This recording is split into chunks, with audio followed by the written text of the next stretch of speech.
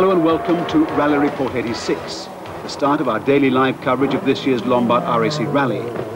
Over the next 6 days, we shall be staying close to the cars and the drivers on their marathon trek around the country through England, Scotland and Wales. This year's rally really represents a whole new style for the Lombard RAC. Last year, for example, in keeping with the traditions of this super tough event, the total distance covered by the drivers was over 2,200 miles, of which 500 odd miles were on the extremely difficult special stages. And there were 2 all-night sessions throughout the period of 5 days. But many of the leading drivers last year commented that given the power of the cars they were driving, and the lightness of their construction, the rally was too tough. Indeed, it was unsafe. It didn't allow sufficient rest. FISA, the governing body, has taken full account of that sort of criticism. And in the interest of safety, both for drivers and spectators alike, the Lombard RAC 1986 has been severely trimmed. The total distance, for example, has been cut back to 1,500 miles. The stage mileage has been reduced to 330 miles. And no longer are there any all-night stages. Now, the elimination of those night stages really marks an immense departure for the Lombard RAC. In the past, they've always prided themselves on the toughness of this event. It's been much, if you like, an endurance event as a test of driving skill, an essential part of its character. Well, that's gone. What's remained to mark off the Lombard RAC from all the other rallies in the World Championship Series is, however, the fact that on this rally, the drivers aren't allowed to practice or map out the special stages in advance. They drive them blind. But what you might ask is a special stage. A very good question, because understanding that is really a key to understanding the entire event. Well, on the entire rally, they cover 1,500 miles. They go from Bath to Harrogate on the first day, Harrogate to Edinburgh, Edinburgh back to Liverpool, Liverpool to Bath for the finish. But over that entire mileage, something like 3/4, is on normal roads, observing normal traffic regulations, normal speed limits. They're not racing. They're driving from the end of one special stage to the beginning of another. It's on the special stages they're really driving in anger. Every second, every tenth of a second counts. Most of the special stages are on forest tracks and mountain paths. They're rough, unmade, covered in gravel and occasionally in snow and ice. Rough and bumpy, steep ditches. So they're a very difficult test for the driver's skill and nerve and the car's reliability. Now, it's the accumulated times on the special stages that marks out the placings. Right now, the man who has to make this entire event, this entire 4-day event, run like a well-oiled clock, including the scrutineering that starts here today in the hangar, is Malcolm Neal. He's the clerk of the course. Malcolm, are you significantly greyer now than you were when you started organising this event? Well, I think I definitely am, William, yes, and I'm probably significantly bolder as well. Do you think the elimination of the night stages, the endurance dimension, has been a major loss, if you like, to the character of the Lombard RAC? I don't think it has. Personally, I prefer it. I think we've now got a rally with a different kind of atmosphere. We're stopping in 3 or 4 different major cities each night. It's going to be seen by a lot more people in the cities, and these stops, particularly Liverpool, are going to bring tremendous atmosphere to the rally. Do you think that eventually we're going to see the elimination also, though, of the fact that this rally doesn't allow the drivers to practice on the special stages? I think that's a different question. At the present time, we have dispensation from FISA to run the rally in the World Championship without practice. Obviously, things change, and these things are always under consideration. So also at the last rally, Mark, we're going to see the sort of Group B supercars, these real audience pullers. Do you think the elimination of those from World Rally next year will be a major blow to the attraction of rallying? No, I don't think so. I think next year we will see a little bit of a dip in the size of engines we have in rallying, but by 1988 and certainly by 1989 we'll still have a very, very high level of manufacturer interest, and the sport will be as exciting as ever. And finally, Malcolm, when do you next go to bed? Thursday morning? Yes, I think so. Malcolm, thank you very much indeed. Well, that's the official view, the organisers' view, but what about the stars of the show, the drivers? What do they feel about the changes to the rally? One of the hottest British hopes is another Malcolm Wilson. He had a somewhat uneven year, a 4th from the San Remo, a 1st in a Finnish national event. We spoke to him a few days ago when he was at practice. Well, obviously it's much easier than it's been in previous years. But I think the biggest thing is that we don't really like the Brits. It's given the Finns a bigger chance, because obviously we're not doing as much night driving. In fact, I mean, we're doing very little night driving. So of course they're not too keen on being out of bed for a long time. So I suppose it suits them, you know, more than it suits us really. Obviously we're quite confident. The whole of the Austin Rover team is quite confident, because we feel now with the San Remo rally that the cars were very competitive on gravel, and you know, everybody here would obviously like to go out on the high note by winning the RAC, the home event. And moving on to next year, I don't think that FISA have made the right decision but of course it is a step in the direction towards improving the safety by slowing the cars down, so it has to be an improvement, but I think long term it's not the answer. Unfortunately, with the regulations that's been brought about, it's put Austin Rover and Peugeot in a bad place because they haven't got a car that sort of suits the regulations. So it's a shame that two of the major manufacturers are going to be dropping out of the sport next year, probably at World Championship level. Well, I think for me it'll be like going back, I think probably the last sort of equivalent to a Group A car I drove was the RS 2000 back in 1977. So obviously things have improved since then, and I think, you know, most Group A cars are going to be four-wheel drive. So the only thing is really that we'll be looking in a less power than what we've got at the moment. But I think eventually, in probably 12 months' time, you'll find that some manufacturers produce a Group A car that's got the same sort of horsepower that we've got now. The cars will probably be more evenly matched, and everybody will be trying to squeeze the last little ounce out of them. And I think the commitment, driving-wise, will be much greater than probably what it is in these current Group B cars. And they still haven't done what I think is the most important thing, and that is the banning of turbochargers to eliminate the fire risk. I mean, you see what happens to a Grand Prix car on a circuit, and there's a marshal posted at every 50 metres with an extinguisher. You know, we could drive through all the forests throughout the UK, and you could be in the middle of a grease mountain and the car could catch fire.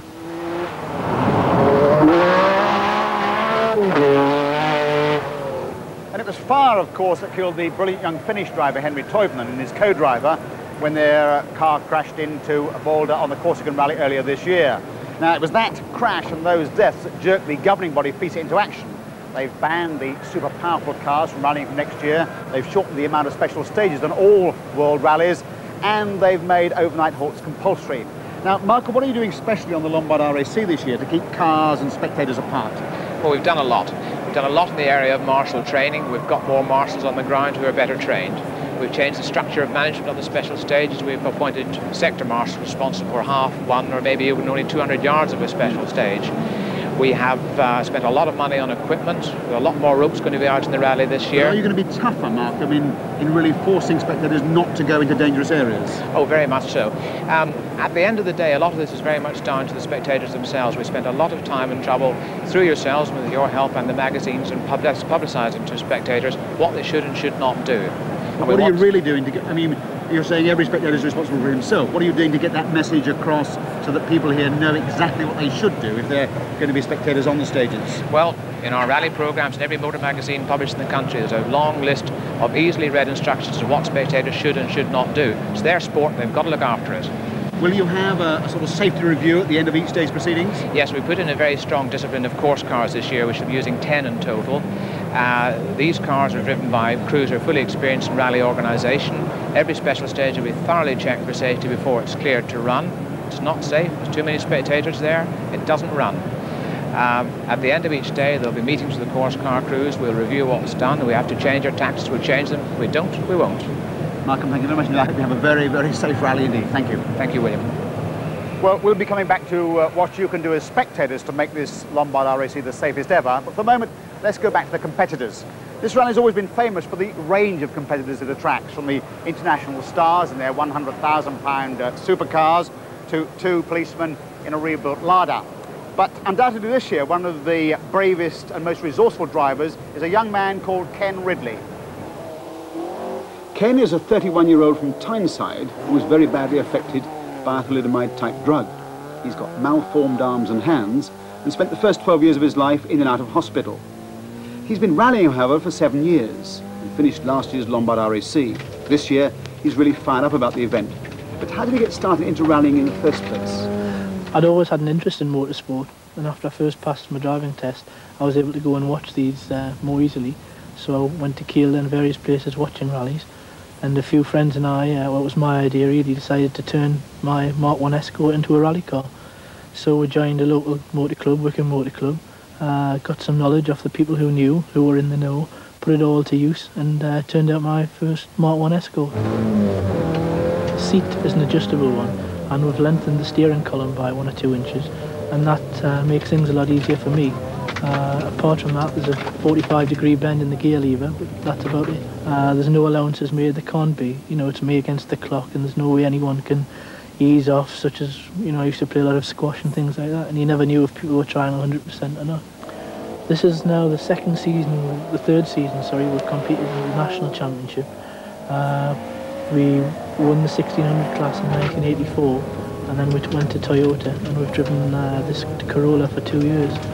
I did the Lombard RAC last year for the first time, and set out to finish, and that's what we did. We finished 61st, and also we've done international rallies in Belgium this year. So we've been abroad and we've done a bit of everything, really. Well, obviously it's a very exciting sport. I think everybody realises that. And just to drive through a special stage, whether it's tarmac or in the forest, everybody gets a buzz out of it, I think, and me especially. But whether it's a multi-thousand-pound supercar or a cheapo private entry, all the cars and all the teams, all the drivers have to come here on the day before the rally for what they call scrutineering. This is the final hurdle the cars have to go through before they're allowed into the rally. But what are the scrutineers looking for? Well, the big white chief, as it were, of the scrutineers is Barry Morris. He's here with me. Barry, what exactly are your boys looking for? Our prime concern today is vehicle safety and driver and co-driver safety. So what sort of equipment do you want to see in the car? Well, we're checking for all the safety features: laminated windscreens, seat belts, fire extinguishers, fireproof bulkheads between engine and body. Make sure the chassis is not cracked or deteriorated since the last rally. All those things that might hazard life or limb. Do you have a special concern for fire control in the car? Yes, indeed. There are regulations, very strict regulations, that control the amount of protection that the car is required to have, and we are very thorough in checking that. Now, if we go to this car over here, you make various marks on the engine block. Could you lift that, boys? Thank you. What are they for? Well, another concern of ours is that the chassis and the block that start the rally are in fact the same chassis and block that finish the rally, so we mark them with a special paint, which is checked at every reassembly point to make sure that they've not changed the block or the chassis. How much do you think the works teams these days, Barry, bend the rules? I'm not sure what the bending of the rules means, but certainly homologation allows them to evolve cars from standard production that allow them to perform much better than a standard production car, so bending's not really necessary. But when was a car thrown out of the rally because it was caught cheating, if you like? Well, it was a private entrant, but it was about 5 years ago, on the RAC rally anyway. Of course, you mark the engine, but they are allowed to change everything else on the car, aren't they, if anything goes wrong during the rally? Oh, sure, yes. In fact, I think the RS200 can change virtually every component apart from the engine in about 12 or 14 minutes. Gearbox, the lot. So as long as the chassis and the engine remain the same, the rest of the car can be rebuilt? Yes, yes, and probably will be 3 or 4 times during the event. Thank you, Barry. Well, he says that scrutineering isn't tougher than last year, but it's worth pointing out, perhaps, that 11 cars so far have failed the noise test, which shows what a fine rule they pass over these cars to make sure they come up to scratch. Let me hand over now to Tony Mason. He was part of the winning team in 1972 with Roger Clark and won this particular rally. He's followed the rally closely ever since, and he's going to carry out some of the commentaries on the special stages for us. At the moment, he's in the scrutineering compound to interview some of the competitors. This year on the Lombard RAC rally, there are only 2 lady drivers, Susan Kotolinski from Sweden and Scotland's own Louise Aitken-Walker. Louise, how do you rate your chances against Suzanne? Well, according to last year, we beat it last year, so hopefully we'll do the same this year. And why are there not more girls driving on this event? It's difficult to say. It's an expensive event to get into, but I think they're too frightened to get beaten by all these men. But if they start to drive it themselves, they'll find that they're as good as the men. You're driving the big Nissan this year. Most of your successes have been in smaller cars. Does that worry you at all? No, not really. I'm looking forward to having a more powerful car this year. Unfortunately, it's only a 2-wheel drive version, but not to worry, it's very reliable. Tony Pond, well, last year you certainly were the sensation of the rally with the Metro on its debut, 3rd place overall. What's going to happen this year? Well, sensation of the rally, but of course the other sensation was 2 Lanciers, which kind of eclipsed us. I suppose we were the British sensation and everybody supported the British car, jolly good thing as well. This year, a lot more Metros, a lot more chance of attacking for some of the drivers if they want to do that. I feel the car is going to be very competitive. I think it's done very well in the British Championships, National Championships, the Open Championship. The car seems to suit this country. I think it could do well. What particular tactics are you employing in the team? I mean, Malcolm Wilson is very fast. He set the pace at the start last year. Are there any tactics of that sort? Not really. I think it's every driver can do basically what he wants. It's a good thing about having so many cars. I mean, if Malcolm wants to go out and have a real crack, very good luck. I hope he wins the rally, because that would suit me if just one of these Metros wins, because 4 years of my life have been devoted to the car. I drove the first one, I'm driving the last one. I'd very much like to see one of them win the rally. And presumably you'd very much like to win the event, because it's alleged to be your very last rally. Is it true? Are you retiring? I would imagine it would be my very last RAC rally. I'd probably do some other type of rallies that would suit me. I've fairly not been very happy the way rallying has gone this year. I don't see it sorting itself out in the very near future. What do you mean, exactly? Well, I think the way Group B has evolved, it got far too quick. I think it was fairly obvious to most people who were involved, especially the drivers. And to do Portugal and be there with all the spectators and around when they had that horrific accident, and then again Henry Toivolinen's terrible accident later on in the year. And I don't know, the sports just seem to have obviously had to do something, but the things that they've done don't really stack up. They don't really answer any of the questions. They don't solve or even attempt the spectator problem. They bounce that over to the organisers. I don't think the cars will be any safer, because a Group A car can kill just as many people as a Group B car if the people are allowed to run around in front of them. Yeah. So I feel it's going to be a very shaky period. You've never won the Lombard RAC and you've never won the World Drivers' Championship.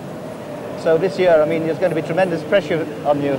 Yes, you know, after what I say last year, I leading in this rally until last morning, and after I spin and I stopping 4.5 minutes, I lost in lead. And well, it's looking like in what I say paper is good for me this year in here, and also no Lancia Martini team, and I hope I am winner here coming back in party next Wednesday evening. And is the Lancia the same as you pioneered last year, this very first event? Well, I testing here in 2 weeks ago in Wales, and I have in some, maybe I have in 10-15% car is better than last year. And also horsepower, I have maybe 50 more horsepower and completely new suspension, and I have also in new tires and new compound here. And it's the Lombard RAC rally is a lot shorter this year, probably a bit easier. Are you pleased about that? That's fantastic. Last year, you know, everybody is too tired here, also mechanics, all teams, and that's a fantastic, only 600 kilometers now in States. Do you like driving without pace notes on a secret forest rally like the Lombard RAC? No, that I don't like so much, because it's quite dangerous without pace notes, because in here especially, because braking places are so slippy and the people are turning to arrows and you are really not sure that where you have to turn. But now really the rally is short, and you have enough time to sleep and relax between the rest hold, and I think it's for sure quite good, much better anyway than last year. You hit the headlines with wins in Africa, the East African Safari on your first attempt, and the Ivory Coast rally also. Did you find converting to the four-wheel drive Peugeot very difficult? No, I thought that it's more difficult than it what really was when I started rallying, and I learned it quite quickly. The Monte Carlo was good rally to learn, and Swedish rally went quite well, what was second, and it was not so difficult what I thought at the beginning. Now, during the run-up to the rally, we ran a competition on Top Gear based on the viewers' knowledge of the rally itself and on safe driving technique. The winner was a young engineer from Chorley called Martin Lewis, and part of the prize was a weekend at Jan Churchill's rally school in Wales. We caught up with Martin as he was spraying the gravel around.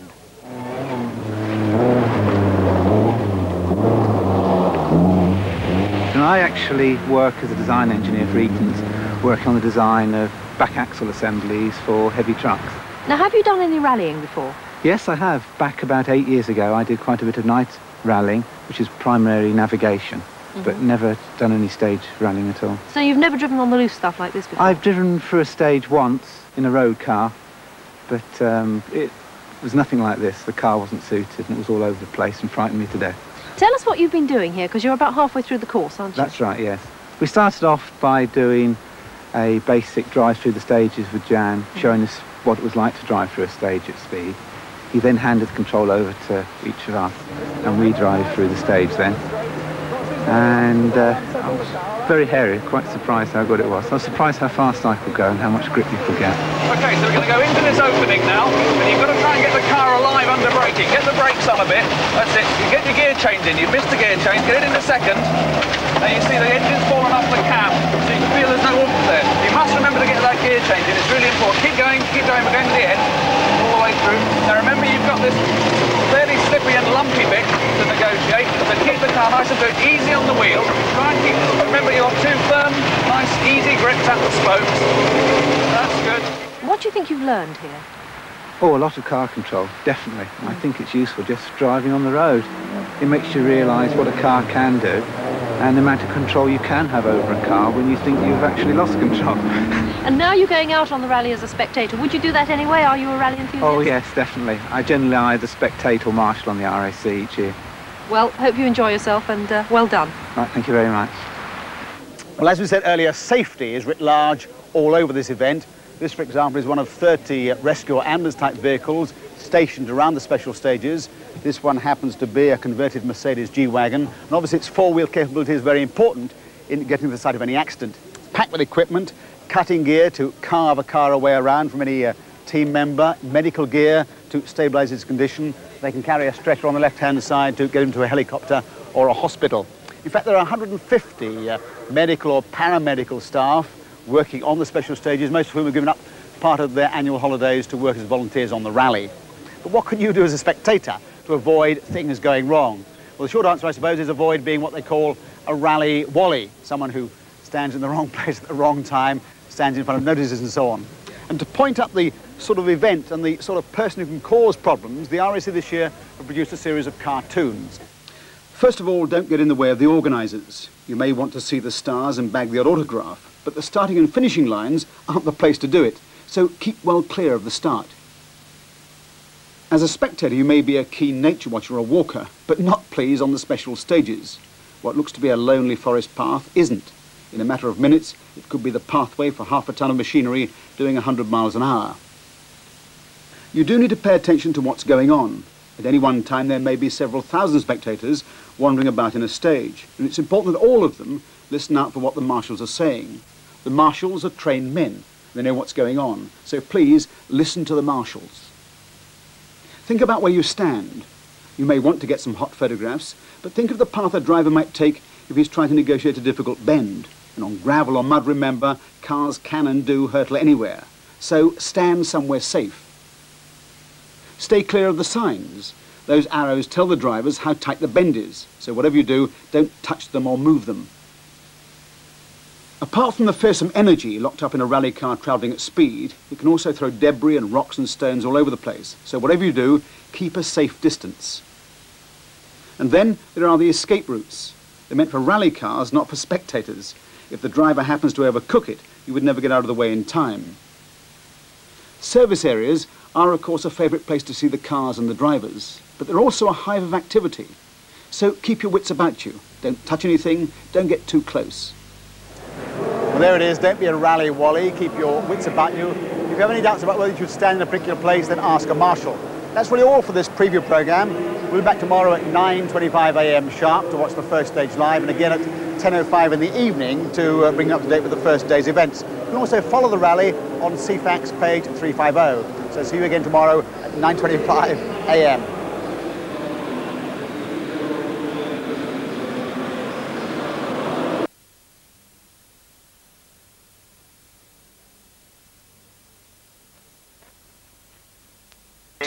Very strange. None of the old boys have come out, not even your old friend Roger. No, we couldn't tempt Roger out. And Hannu Mikkel, of course, Audi temporarily withdrew, otherwise Hannu would now be probably doing his 100th International World Championship rally, which is the first driver ever to do that. Oh, look at that, he's well up on the bank, and he just tapped the brakes there to keep it in control. Well, this is Mikael Eriksson in another of the Group B cars, another of the Lancia Delta S4s, 26-year-old bachelor from Sweden,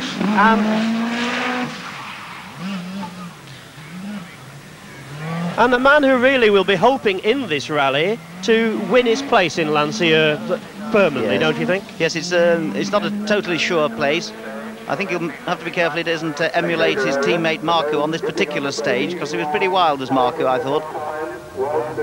Well, his co-driver calls him intelligent, a man who knows to go fast, but above all, he's a strong finisher. And his father was a rally champion too, wasn't he? I mean, he got the bug very young.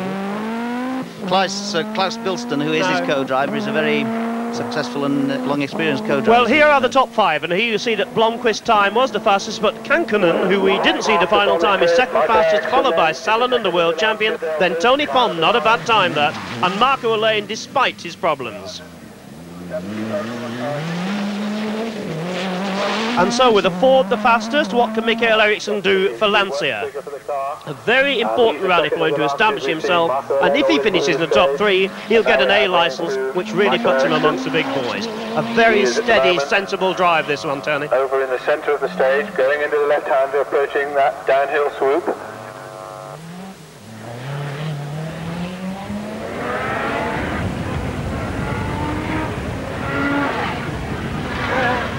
Well, we're watching with interest for the time for the Mazda racing Marco. Now, I think it's pretty evident now that Michael Eriksson is really going to drive this rally with his head. It's hard to get a place in the Lancia team, and he's got it. He's not going to lose it. Well, here on the line, the second British driver, Malcolm Wilson, 31 years old, from Workington, co-driver Nigel Harris, and what can he do in the MJ Metro? Let's see him go around, Tony. Now into the right hand. Oh no, he's treating it with more respect than teammate Pond. He's kept off the grass. This looks like a very promising drive on this stage. He set the fastest time on the first stage last year on the Lombard RAC at Nottingham, if you remember, and maybe he's going to do the same again. Malcolm Wilson out there in the centre of the early part of the stage at the moment. It's starting to rain pretty heavily now, so of course the track will get slippery, but I shouldn't think it'll affect Malcolm at this stage. Malcolm, of course, began like you, Tony. He was a co-driver, but he began at the age of 13 and Indeed. Still carried on. Indeed he did, and he's a Lakelander like I am, and I remember doing a rally with his father, Ken, and Malcolm was sitting in the back seat, age 13. And he is, of course, the only driver who won the British National Rally twice. He had a very bad accident in the Scottish Rally, but he came back to finish third in the 1981 RAC Open. Of course, he's had a go in the four-wheel drive Audi Quattro as well, and ran his own team in 1985. But here he is, one of the stars of the Metros, a man who we think could perhaps be the next main British driver. Do you agree? I agree entirely. I think he is the fastest British driver at the moment, and he's had a very good year, really. He's impressed a lot of people this year with his two major drives in the World Championship. He also went over to Finland to practice for the 1,000 Lakes and actually won one of their national events. And really, I mean, there's no other Briton that's ever done that, so he's put his name in the history books already. He finished 10th on the 1,000 Lakes, in fact, so he really surprised them. This is the tricky bit. Yes, Malcolm's just...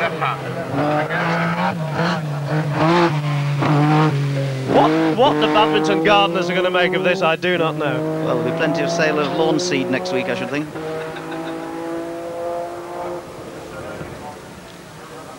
Now the target is Blomqvist, 2 minutes 9.8, and he's not doing badly. My word, this is good.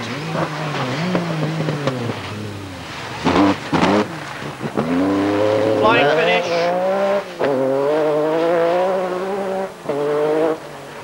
I would say he's 5th, correct, and the man with the captions agrees with me. Very well done. Here we have car number 11, Mikael Sundström, another Finn. His co-driver is a nightclub bouncer. I don't think we're going to need his services this rally. But Sundström is the latest young rallying racing superstar from the Espoo district, and that's where they all come from, isn't it, Tony? Oh yes, Hannu Mikkola, Marco Alain, Harry Vatanen, they all live there. Street of 1,000 rally drivers. And of course, this is the man who won the Scottish Rally for dealer team Peugeot. I mean, he knows UK rallying, doesn't he? Yes, of all the Finns in this event, I would say he knows it best because he's done the full championship. He's been doing it for about 2 years. Des O'Dell, who runs the Coventry-based Peugeot Talbot team, has had a lot of faith in Michael. Mickey Finn, they call him, you know, and Des has shown his faith and kept going. He's had quite a few bumps and bangs, but he can hold it together like he did on the Scottish, and if he's careful, he'll get a good result. He's also, of course, a very good racing driver. He's been driving a Peugeot 205 GTI in the British Saloon Car Championship, and on August Bank Holiday, he finished 3rd. Well, this is going to be a little bit different from Brands Hatch or Silverstone, I feel. With these weather conditions, considerably different to the August bank holiday. He's looking for a good result on this rally. Last year he was doing well when he rolled off on the 49th stage. And he again is using the shortcut. I think they're all going to go for that night, aren't they? Yes. Mark, who set the pace, and they're all following him. Now this should be Mark level. Yes, indeed. And it is in the RS 200. 26 years old from Somerset, another of the young Britons. His name became very widely known in 1985 because he won the Shell Oil's RAC National Rally Championship in Nissan. And this year he became the youngest ever winner of the Shell Oil's British Open Rally Championship. In fact, he's the only driver to have taken the National and the Open in consecutive years. He's had good results this year, hasn't he? He's secured the British Open Championship ahead of Jimmy McRae. But last year's Lombard RAC, he had all sorts of problems. He had a misfire, then he almost rolled after brake failure, then the brake pads fell out, but he climbed up to 29th. He's going to be looking for a much better result, and Ford are going to be expecting a much better result from him. Yes, he's got quite a bit of pressure on his shoulders, actually. He's a very, very nice young man. I was talking to him yesterday. He's very sensible, he's got a very good brain, an intelligent driver. He became British national champion, a tremendous achievement because he didn't actually win a round, but his consistency paid off. And he's as fast as the Finns and the Swedes. And he's probably the Briton with the very fastest car in this rally, so if we're looking for a British win, I think we must keep our eyes on Mark Lovell. Well, the fastest Briton at the moment, the fastest sprint at the moment is Malcolm Wilson, who's done 2 minutes 14.5. Pond was 2 minutes 15.6, but Blomqvist is still way ahead with that 2 minutes 9.8. Let's see what this young man can do.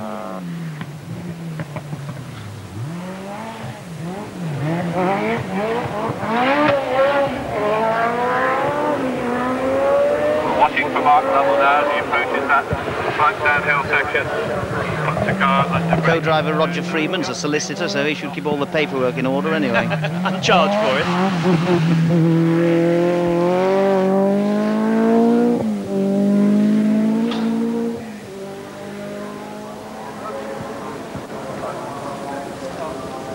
Well, just to remind you, why you're not seeing as much as you ought to see here is because our camera got the wind up, literally. Way up at a big hoist, far too windy, too dangerous, and we didn't want the BBC to be the first casualty of this rally. So he's coming into this now. This is very good.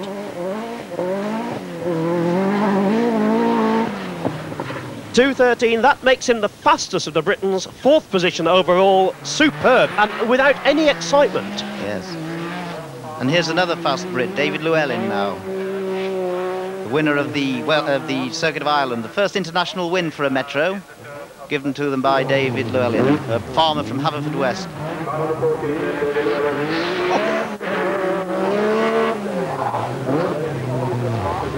Oh dear, he's losing some time here. New Welsh hero, only 26 years old. But this is a leaderboard with good news, as you can see, for Britain, with Mark Lovell already showing his pace, his 4th fastest, but Blomqvist, who didn't look so quick, really setting the pace there, and of course the championship leader, 2nd fastest.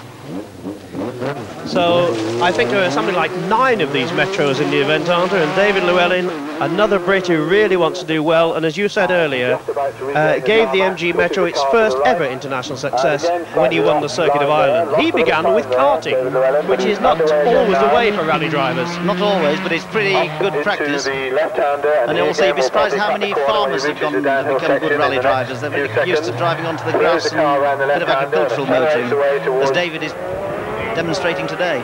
He's an all-round sportsman. In fact, he's represented Pembrokeshire at rugby. But this, I'm not sure. I think he's probably going to be the slowest of the Brits. Oh. No, I think this is rather an untidy drive, really. It's neither one thing nor the other.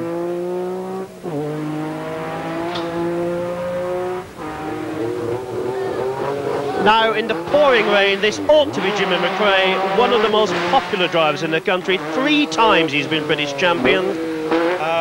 Unfortunately, he lost his title this year on planks. but a man who's very, very popular, isn't he? He is. He's amazingly popular because Jimmy, of course, is 43 years of age, didn't start rallying until he was 31, and he only started because he used to be a scramble rider, came watching a rally in Scotland, saw Roger Clark, and I believe I was sitting next to him at the time and thought he'd take up this game. Jimmy McRae, the flying plumber, we call him, because he is a plumber and central heating engineer in Scotland. He's a professional rally driver and 4 times British champion.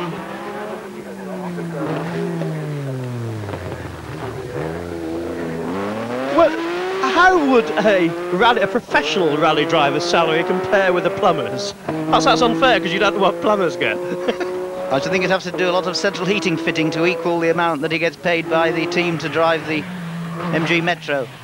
The works professionals, the top international professionals, are earning figures well in excess of 6 figures, you know, up to £200,000 retainer for a year for the top Finns, the top international superstars. And yet in this event we have people who pay, what, £5,000 just to enter? Oh, absolutely, and we find people who save up all year and buy a car, build it up, save up the coupons, collect all the stamps at the petrol stations and carry on like that. What would the difference in prices of the cars be? I mean, we said £5,000 for someone to prepare a car to really have a serious go at this. Well, yes, exactly, that's the bottom end. And the top end, of course, these are 6-figure cars, there's no question about it. And the development budgets that go into them, it's virtually impossible to put a price on them, rather like a Formula 1 car, which you'll know very well, Barry. I think this is a steady drive, actually. I mean, I hold great hopes for Jimmy McRae's performance on this rally. Well, he was 6th in 1985, as you know. He's been 3rd in Opel Manta. We haven't got his time, but here's a man who must have finished more times as the highest finishing hole driver than anyone in the history of the sport. This, of course, is Russell Brooks, 41 years old, who's competed in 19 different countries. Here he is in the Opel Manta. Now, this really is almost a vintage car, isn't it? Absolutely, and it's the only 2-wheel drive car in the top 20.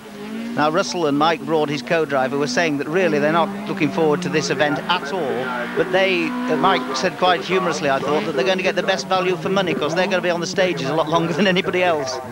He was saying he didn't think he'd been in the top 20 when he got to Edinburgh, but I mean, Russell always finishes well. I mean, in last year's he finished 8th, but he's been one of the stalwarts of British rallying, hasn't he? He has. I remember the very, very early days, in the early 70s. He started off by driving his mother's Austin Westminster on a club event, then went on to Ford Mexico's, won the Mexico Championship, and really has achieved almost a cult following in the Midlands.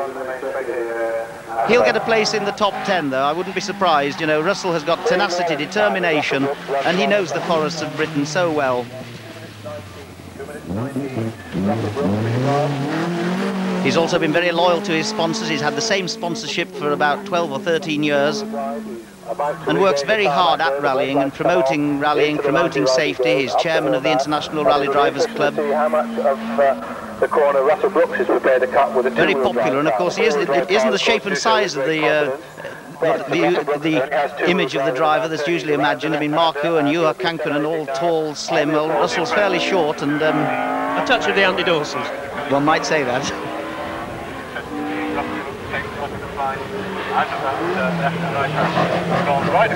Well, just a reminder that that time on the left of your screen is Stig Blomqvist's time in the Ford.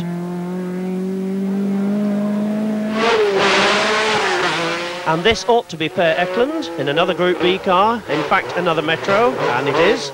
39-year-old Swede who really is one of the old school. Per just loves rallying. I don't think he's one of your highly paid professionals. I think he's a man who just loves rallying. And of course, in this event, he was 3rd in a Toyota in 1984. He was 4th last year. And most people are betting he'll be in the first 6 this year, Tony. Oh, yes. I think he will. He does enjoy his rallying. He's vastly experienced. He was number 2 to Stig Blomqvist in the Saab team for many years, and he won the Swedish, and he was always just behind Stig. Very good supporter. He'll do very well on this stage, and the reason I say that is that his co-driver is Dave Whittock, who last year was one of the organisers of the Lombard RAC. But Dave Whittock lives in Bath, and so I should think during the early part of this year, Dave Whittock has been having a walk through the grounds of badminton, and he'll know it like the back of his hand to give Per all the help that he can. Well, he's had 22 years of rallying. I mean, he really knows what he's about, but he is, would it be fair to say, the steadiest of the Swedes? If there is such a thing as a steady Swede, I should say, Per, is it? Well, this year he's been busy. I mean, he was 7th in the 1,000 Lakes, he was 3rd in the Hundruck, he was 2nd in the Deutschland International. Unfortunately, that 4th place was just one out of getting him an A licence, but this is a man who will just carry on rallying until he stops enjoying it, won't he? Yes, and he's adapted to the little metro very well indeed, actually. Now, let's see his line on this one. I think we've established the route for the rest of the rally.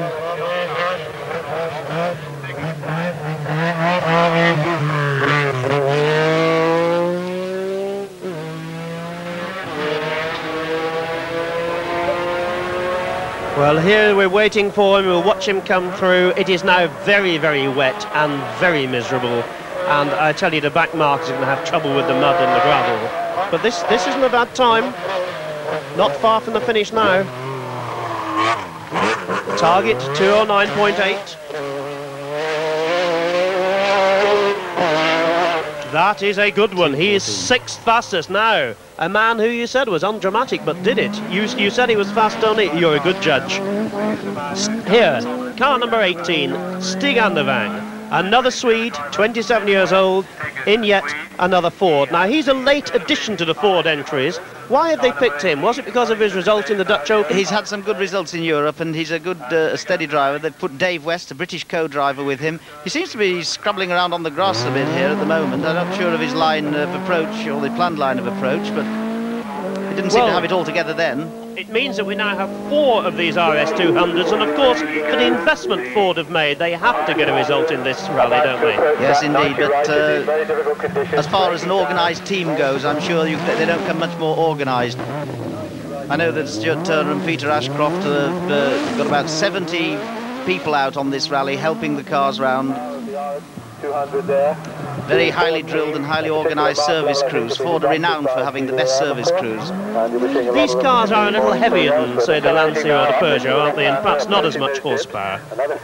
Now, they are slightly down on those two supercars, but the handling of the car, as I was saying yesterday, Stig Blomqvist was saying that it is handling perfectly. Tony, sorry to interrupt, but look at that weather. I mean, that's what it's like looking through our camera lens, what it's like looking through the windscreen at the moment. I mean, it's this was a time to start early, wasn't it? Dawn at Old Sodbury, as they say. Yes, in fact, this is typical RAC rally weather. No, a change from the Scandinavians. A Belgian driver. This is Mark Deurth with Willy Lux. Mark, of course, is also an endurance driver. The Scots fans will know that he did a great job for the Écurie Écosse, helped them with a victory in the World Endurance Championship for Group C2, and of course he won the Hundruck National Rally this year. Now, he's one of the dozen Metro entries, 6 of whom are in the top 20. A good racing driver, a solid rally driver. Nice to see a different name, a different country, a different nationality. Yes, it is indeed. In fact, rally drivers and racing drivers don't tend to mix together too well, but we've had the odd occasion when racing drivers have had a crack at rallying, and of course we still talk about the legendary Jim Clark, who entered the RAC rally as it then was. I think it was 1967, and actually got fastest time and showed the rally drivers what to do. Graham Hill in a Mini and Jim Clark in a Cortina, one of the greatest rallies ever. Unfortunately, no Grand Prix drivers, although there was a space saved for Martin Brundle. Something went wrong at the end. It would have been nice to see Brundle in this. He's tried everything else. He's good at rally sprint, he's good at truck driving. But here is a man who's good at both disciplines, and perhaps might find himself against Tony Pond on a different sort of track next year. Yes. Tony Pond was telling us yesterday that this may be his last World Championship rally. He was looking serious at the World Touring Car Championship. He's still got unbelievable ability. This man, as we said, already has a gut buff, but look at those conditions. You notice somewhere there's a rally car. This Mark's car here is handling somewhat differently to the other Metros. The back end is coming out further. Although it's four-wheel drive, they do have a brake balance bar on these cars, so you can adjust the braking force from the front or the rear, and I think there's a slight different setting on this one.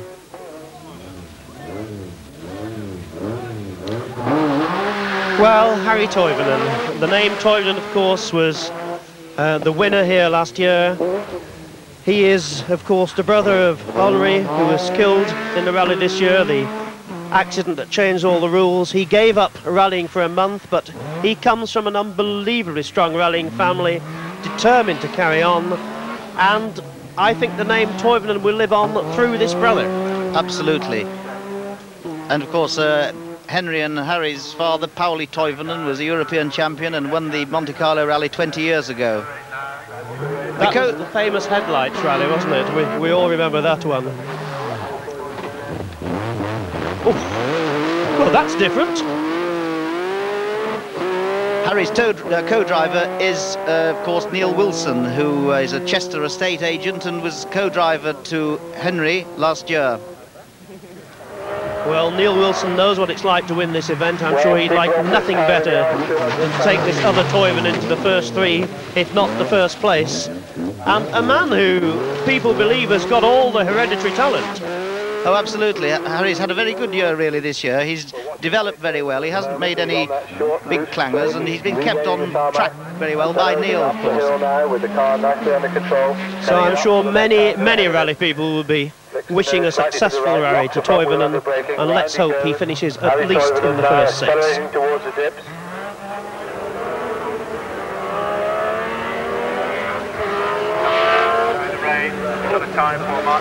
One must remember, of course, that the cars that are going to be following along later are all two-wheel drive cars, and this track is going to be a lot wetter. They're not going to be getting up to those sort of antics, or if they do, they'll find themselves spinning all over the place. So I think that the spectators here at badminton will be duly rewarded. Now here's a famous make, the Audi. Harold Demuth from West Germany in one of the front-engine 2.2 litre, 170 brake horsepower, if I'm not mistaken. Nice to see an Audi up here, but of course they're not the big Audis that made the tremendous impression. They pulled out of rallying. Why, Tony? Well, they pulled out, and they said at the time, after the accidents and the new rules were being imposed by FISA, they thought they'd let it settle down, get organised, and keep out of rallies, and then return when they felt satisfied that the safety requirements were being met. They have now announced that that point has been reached, and they're planning a limited season next year with Hannu Mikkola and Walter Rohr driving, and they'll be doing some of the major world rallies. And of course Steve Blomqvist in an Audi won the 555 Hong Kong to Beijing rally this year, repeating the success of Mikkola. But there's no doubt at all that Audi are missed, aren't they? Oh, badly, yes. I mean, they really brought in the four-wheel drive phenomenon 1980, I think it was, and it really did change the face of rallying. And at the time, Hannu and Michel Mouton, Walter Rohr were unbeatable. And of course, this car is entered by David Sutton Motorsports. They've done a bit for rallying in this country, haven't they? Oh, they have a very organised, probably the most organised private team. They relocated from London up to Daventry last year, but they had a troubled year because, of course, with Audi pulling out, it left them with very little to do, although they do run the junior VW team as well. So a familiar shape, but not quite the familiar noise, and certainly not the familiar performance. I still think of Michel Mouton fighting the horsepower 2 years ago in the RAC rally. Yeah, speaking of which, we know that she announced her retirement last week, so Michelle never used to enjoy this rally, of course. She doesn't like a blind rally, she likes a pace note event, but she's now decided to take up a quieter living. Well, she certainly gave us value for money.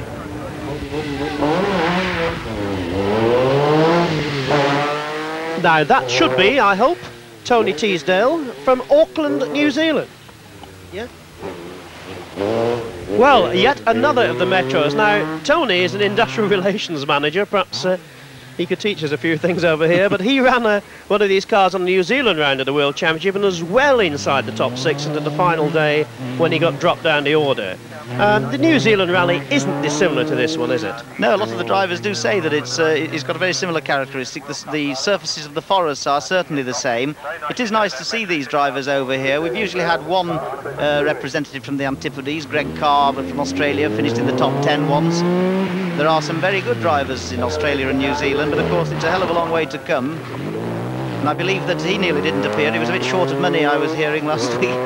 Yes, I must tell you, I had a phone call from this gentleman who said, you don't know anyone who'd like to sponsor New Zealand, do you? But anyway, he's made it, he's in the event.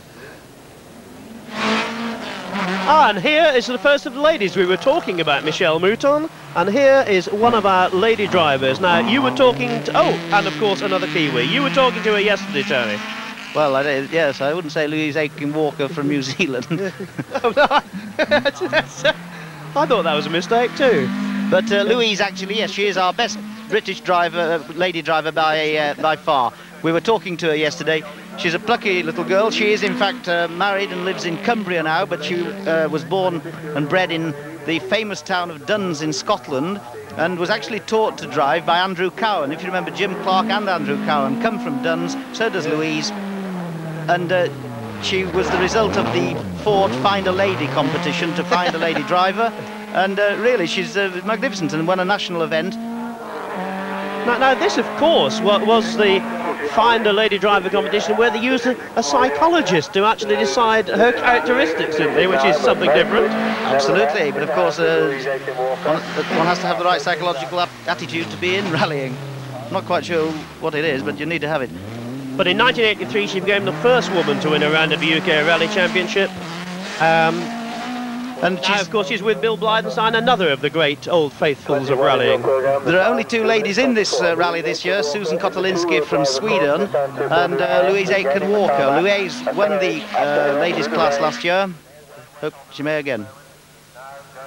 And so, as the conditions get worse, we've now seen the top 20 cars. We've seen lots of Swedes and lots of Finns, but it's a Swede who is certainly leading at the moment. There's Steve Blomqvist. He came out and straight away set a time that no one has matched. Blomqvist in the Ford.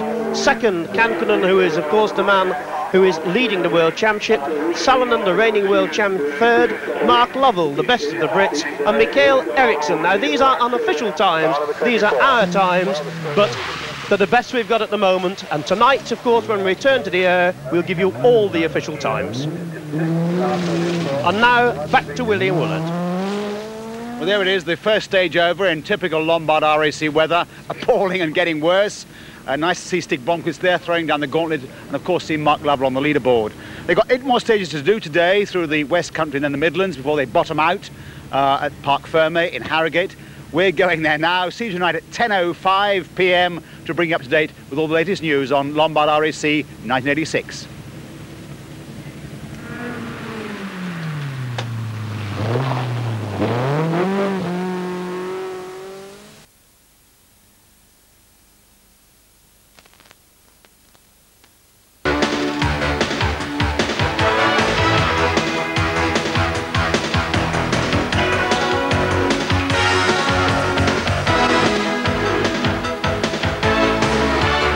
One down and 3 to go. The first day in this year's Lombard RAC Rally is over. The cars are now pulling into the Parc Fermé here in Harrogate to be locked up for the night. At 9 o'clock sharp this morning, 162 cars began rolling across the official start line in Bath under a lowering sky.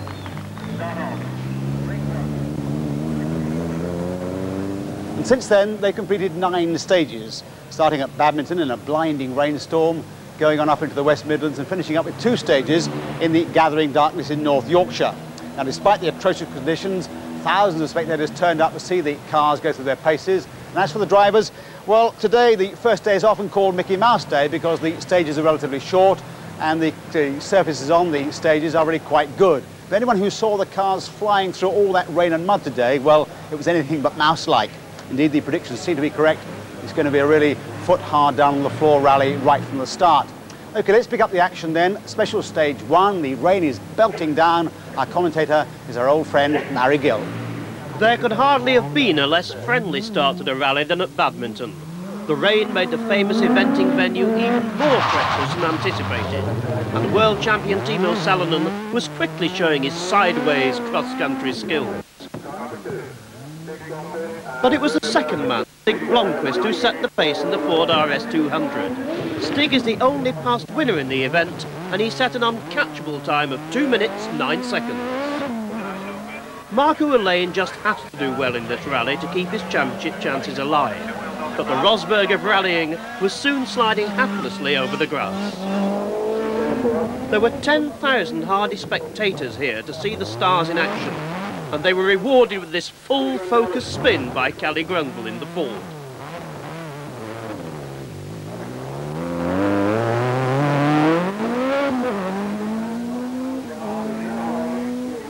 There wasn't much breathing space between Badminton and the next Parkland stage, one of 9 to be held on this slippery Sunday, covering over 27 miles.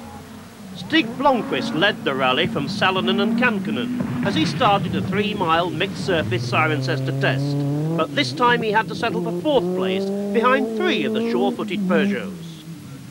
But 27-year-old World Championship leader Kankkunen, winner of 3 rallies already this year, was in flying form. He was 4 seconds faster than any of his rivals and led the rally by 6 seconds on the way to Sutton Park. But there was no joy for Harry Toivonen, the younger brother of last year's winner, the late and much-missed Henry Toivonen. Harry lost his Metro right in front of our cameras and had to go back and start again. He told us, at least I was lucky, I didn't hit anything.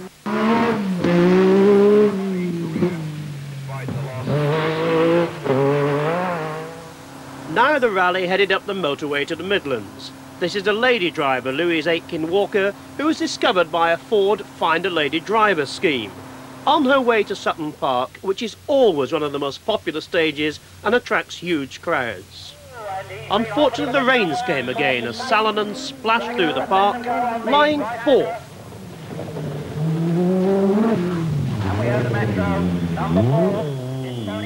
Tony Pond was earning the cheers of the 11,000 crowd.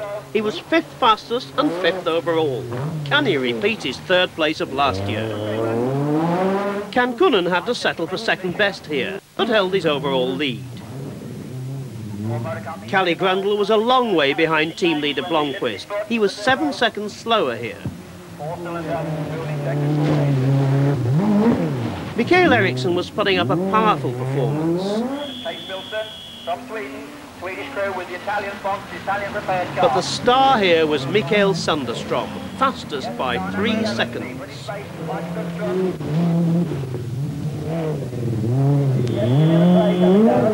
Jimmy McRae set 11th fastest time on his way to a top 10 place.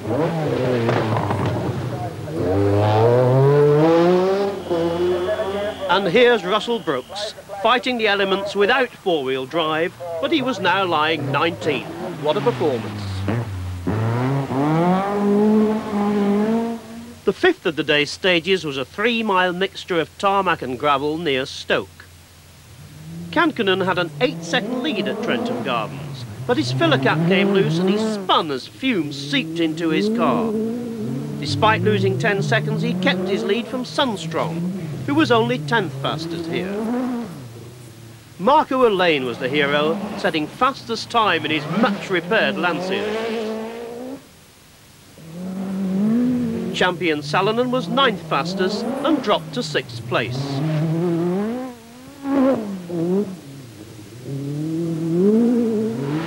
Jimmy McRae was flying along, 5th here and 9th overall in his Metro. It was indeed a great stage for the Brits. Malcolm Wilson was 3rd fastest and Tony Pond equalled Elaine's time. There were 12,000 spectators waiting for the leaders at Chatsworth, the 6th stage. 3.56 miles of a narrow, slippery test. Stig Blomqvist was really on song. He moved into 2nd place here with a 4th fastest time, and Sundstrom slipped to 3rd, 3 seconds behind him. Tony Pond has decided he might quit rallying soon. Let's hope not. He was superb here, 3rd quickest and still 4th overall. Kankkunen, still complaining of petrol fumes, was fastest to keep his lead by 11 seconds over Blomqvist. As the sun set over Chatsworth, Mikael Eriksson entered the stage in 7th place, desperate for a vital top 3 placing. But this incident didn't help him. He dropped a place, but he didn't drop into the lake. Well, Chatsworth was special stage 6, so 3 more stages to run before the close this evening. But before we look at this evening's leaderboard, let's go over to Sue Baker, who's in the regional rally headquarters, and she's been following some of the leading incidents and whoopses that have taken place on some of the special stages today.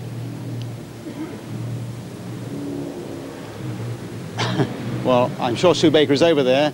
Here she comes now. Juha Kankkunen reported that he was still coping with that problem of fuel splashing around inside his car. And it's been a difficult first day too for Louise Aitken-Walker. She went off the road on stage 3 and hit the car of an official rally doctor. Now, a passenger in that car was slightly hurt, and her car had a very crumpled front end, but she did continue in the rally. And it's been an amazing day for Suzanne Kotelinski, the Swedish girl. She was rallying in Germany yesterday. She drove back through the night. She snatched just a few hours sleep, and then she started off from Bath this morning in her Volvo Turbo. Pentti Ricola had a difficult time on the Cirencester stage. He drove the 3 miles of it with his Group A Astra stuck in 4th gear. He did manage to finish the stage, but then he had to have a gearbox change afterwards. And there were red faces in car 52. That's the Manta of Clive White and Ian Widdicombe. They managed to leave half their rally map books behind at the start. But the good news that's pleasing everyone here tonight is that Britain's Tony Pond has climbed up into 3rd place. Sue Baker there. Well, the top 5 positions on the leaderboard this evening. Juha Kankkunen has just got his nose in front of his arch rival Marco Olen in the Lancia. Pondy is tucked in behind in the Metro. Behind him is Stig Blomqvist in the Ford RS200. And then Timo Salonen, the reigning world champion in another Peugeot, is in 5th place. Now, a short while ago, I managed to grab a few moments with Juha Kankkunen as he put his car away for the night. And I asked him about that problem he'd had earlier in the day with his petrol tank and fumes getting into the car. Only on special stage number 5 the petrol cap was open and about 5 litre petrol came into the car, and that was quite bad because we had to stop 200 meters before the finish and open the doors to get some air because I couldn't even see the road anymore. But after that it's gone well, and waiting for tomorrow when we see the proper stages. Are you looking forward to Kielder in daylight for the first time? Yeah, Kielder is okay, daylight. Especially last year I was there and it was 2 times night time and icy and snow and everything, so now it should be quite interesting to go there. So everything seems set then for a battle royal tomorrow over the very tough stages through the Kielder Forest. But it's worth remembering, I think, they have only run 27 special stage miles so far. They still have 303 to go, so anything can happen. Very nice, however, to see, isn't it? There are so many Metros, 4 of them on the leaderboard. We also have a leader in Class N in Russell Morgan. We're off to Edinburgh. See you tomorrow night there at 10 minutes past 7 with all the day's coverage. Until then, good night.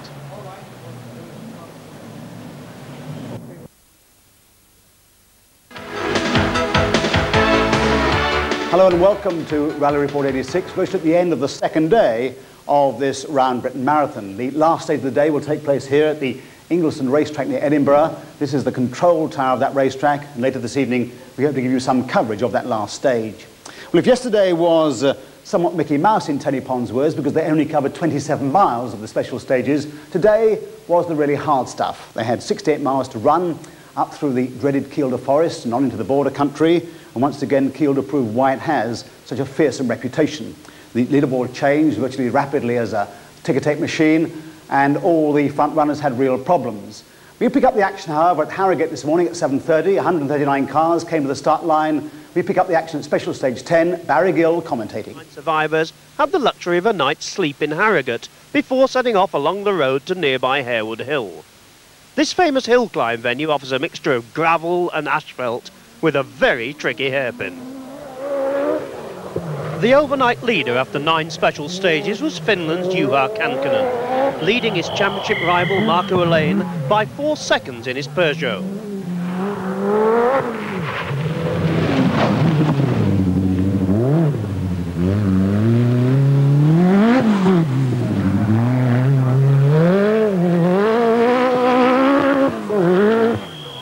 But on this 2-mile stage, Marco Olen in the Lancia clocked fastest time at 2 minutes 44 seconds, despite clipping a pile of tyres. This moved him to within 3 seconds of the man he has to beat. Third overall overnight, to the joy of British fans, was Tony Pond in the Metro. But here at Harewood, he was caught out. He spun and slipped down the placings to 5th. 4th at the start of the day was Stig Blomqvist, the only past winner in the rally. Ford are hoping for at least 1 win for the RS200, and Blomqvist was 2nd fastest here. World champion Timo Salonen started the day in 5th place, having already led Peugeot to the World Manufacturers' Championship this year. But he was beaten again by Kankkunen here, but still moved into 4th place. Michael Sandstrom has already won the Scottish Rally this year. Now he seeks a World Championship placing. But he was only 12th fastest on this stage, but still holds 6th place overall. Mikael Eriksson actually went to the Lancia team boss Fiorio to ask him for a drive and got it. 7th overall, he was 6th fastest on this stage.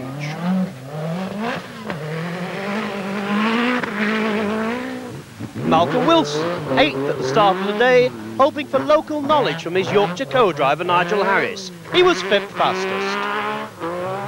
Per Eklund of Sweden makes a habit of finishing well in the RAC Rally. 3rd in 1984, 4th last year. He was 9th overall this morning. 10th overall, hoping to put no fewer than 4 Metros in the top 10, was Jimmy McRae, heading happily back to his native Scotland. The Welshman, David Llewellyn, had problems with a broken bonnet pin, but somehow managed to see well enough to clock a 2-minute 49-second time and move into 12th place. Somerset's Mark Lovell is another British hero. He was very fast here and left the stage in 15th place. The first proper forest stage of the rally was Stang near Scotch Corner. Timo Salonen has not had the best of years as world champion, with just 1 win in his native Finland. But he was in great form here, 2 seconds faster than any other driver, with a 3-minute 25-second time. Malcolm Wilson seemed at home on this bumpy forest stage. He promoted himself to 7th place overall, with a 3-minute 27-second flyer. Stig Blomqvist changed the turbo on his Ford RS200 before starting the stage, and then proceeded to thank the Ford mechanics with a time of 3 minutes 28 seconds.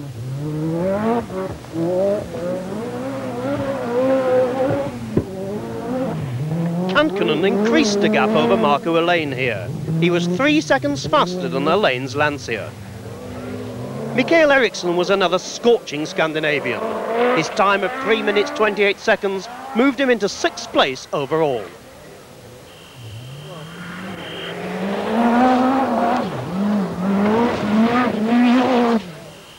Kalle Grundle has given the Ford team their best placing this year, 3rd in Sweden. He put up one of his best times here and put himself back on the leaderboard in 10th place.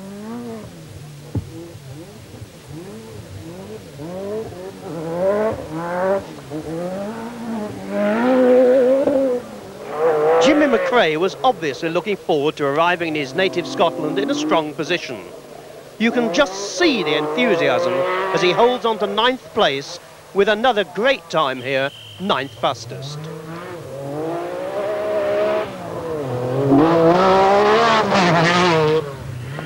Marco Elaine has only had 1 win since 1984 at San Remo, but he has stayed faithful to Lancia and always gives good value. Tony Pond was really fighting back in the Metro. He remains one of the nimblest and the neatest drivers. Just watch his style here as he clocked 10th equal fastest time.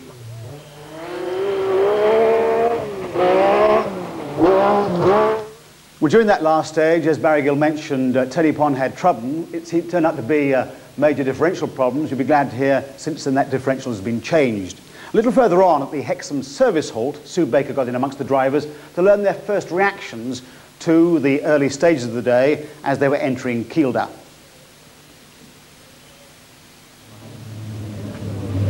Mikael, what sort of a morning have you had? Quite well, actually. Not really bad. We lost the brakes in the middle of the last stage. Had a little bit fading and had to pump many times in for every corner. But, I mean, it's rally. Did that give you any alarming moments? No. Yeah, yes, one. I have to brake with the gears. That must have been exciting for your co-driver. Yeah, and also for me. Tony, your first RAC and a bit of a change from your native New Zealand. How are you finding it? Well, I'm finding it a bit hard to come to grips with, actually, but nevertheless, we knew it would be difficult, so we're just trying to keep a reasonable sort of a pace that's safe. So most of we want to be at the end, and we figure it's still possible to be there in a reasonable place. So when we feel a bit more confident, we'll go a bit faster, hopefully. Are you finding some of the stages rather tough? They're not tough, but they're just different, and you never quite know what's the next corner, of course, so have to be a little bit more careful. What's the knack to being quick on this type of terrain with the 6R4? Well, I think the difference for me is that I own this car, and it's cost us a lot of money to be here, so we have to have something to show for it at the end, so we're not too interested in rolling into the trees. So I suppose our approach is a bit different from the works drivers in that respect. I've got to sell this at the end of the day. What do you reckon it's cost you as a private entrant to do this rally? I don't know. I'll find out when I get home, unless the bank manager rings me first. Kenneth, there's a lovely old fight going on for the Group A class. How do you rate your prospects of getting it? Yeah, I hope it should be a little more dry, then I have more chance, because if it's too wet, then it's too slippery for my two-wheel driven car, but I hope it can be a little more dry, then it's a bigger chance for me to come closer to them. And how's the going been this morning? Yeah, this stage I beat this Mazda with 5 seconds, so it's going well. Ken, you leapt straight out of the car there and straight onto the engine. What are you doing? Oh, I'm doing a bit of servicing. I've got to help. There's only 4 of us, you see, so I've got to do everything as well as drive. So just giving it a check over. That last stage in Hamsterley was very, very rough, or bumpy anyway, and it took a fair bit of hammering in there, because we landed quite heavily in one corner, and just checking the bolts and whatnot, see if everything's okay. Do you think you've done any damage to the front end of the car? I hope not. I've got another one. So once again, daylight or not, Kiel was proving its reputation for swallowing rally cars virtually whole. Now, after the service halt at Hexham, the cars plunged into Shepherd's Shield, all gravel with a nasty narrow twisting section in its centre. And once again, we've got Barry Gill in the commentary box. I think we've got Barry Gill in the commentary box. Here he comes. The fourth stage of the day took the cars into Walk Forest for the 6.85-mile Shepherd's Shield stage. Timo Salonen had dropped to 6th place after Hamsterley. He climbed back to 5th place after this stage, where he was again the fastest.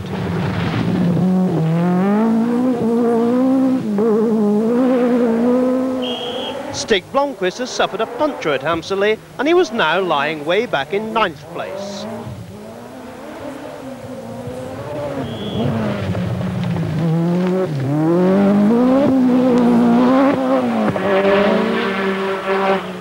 Tony Pond was 5th fastest on this stage, but the Metro was still back in 10th position.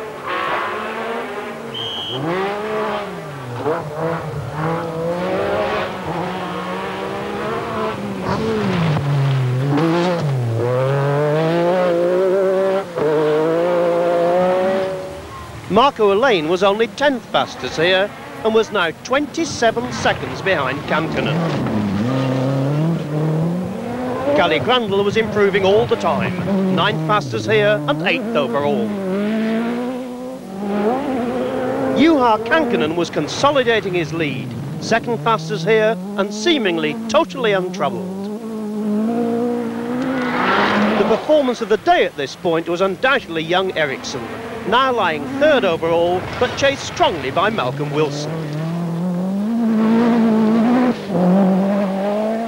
The thousands who flocked to Kiel Forest saw the rally reach crunch point in more ways than one. There were punches and spins galore, which saw Salonen emerge, sharing the lead with Marco Elaine. Tony Pond accelerated back to 8th place.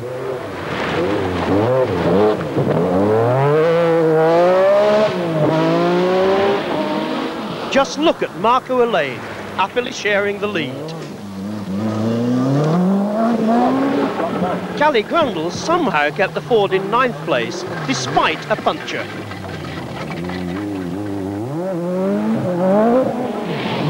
But poor old Kankkunen had a nightmare, dropping back to 3rd place. Ericsson holding 4th place.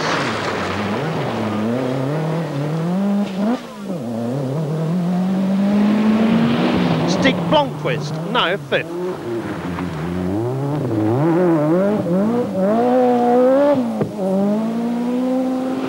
But watch Carlson's Group A Mazda, now a tremendous 10th.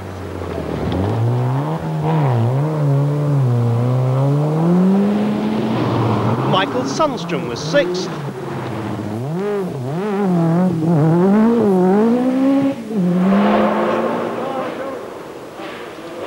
And here comes Jimmy McRae, heading to Scotland in 7th place in the Metro.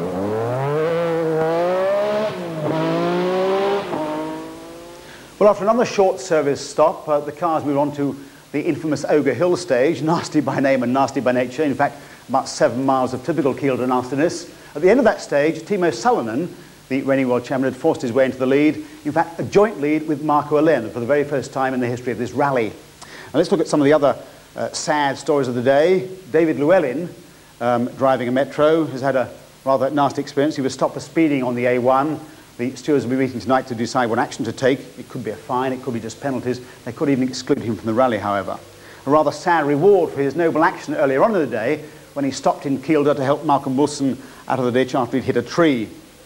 Harry Toivonen, Henry's brother, taking part in this rally, he says he's lost no less than 10 minutes a day simply changing tyres for punctures. One stage he had to call on spectators to hold up the car while he bolted on a new wheel.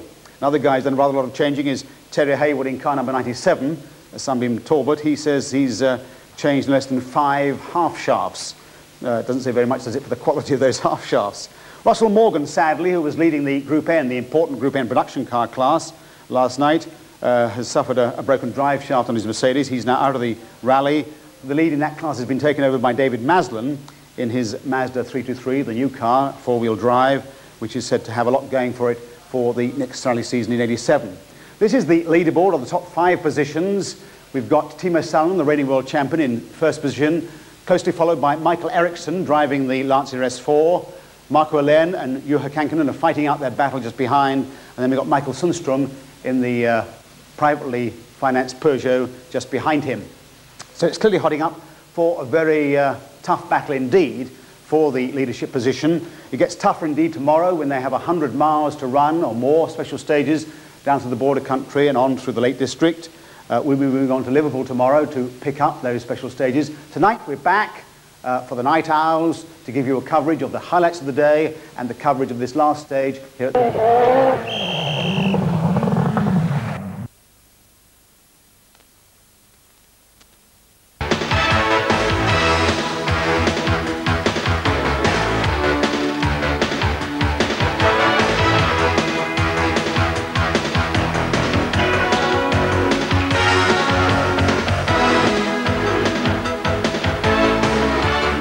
As the rain pours down relentlessly on the cars locked up in the Parc Fermé here in Liverpool, we can pick up the threads of yet another day of extraordinary drama in this year's Lombard RAC Rally. Today was a major turning point of the event, the big turn south from Edinburgh back towards England. They had 100 stage miles to run down to the border country, past Carlisle and on into the Lake District. It's been a day packed full of drama for many of the top drivers, but this is what the top half of the leaderboard looks like after 32 stages. Salonen is charged with the lead in his Peugeot. Alén is tucked in neatly behind him. Eriksson has dropped back a little in the second Lancia. Kankkunen in 4th place, no doubt very pleased to be there after a roll in Grisdale, and Sundstrom has hung on grimly to his 5th place. We pick up the action live at Castle Ower with Barry Gill reporting. There were 2 hours of gentle trundling before the drivers were plunged back into the forest in the Scottish lowlands. Overnight leader Mikael Eriksson had told us there are too many bends ahead and too many good drivers behind to think of a victory yet.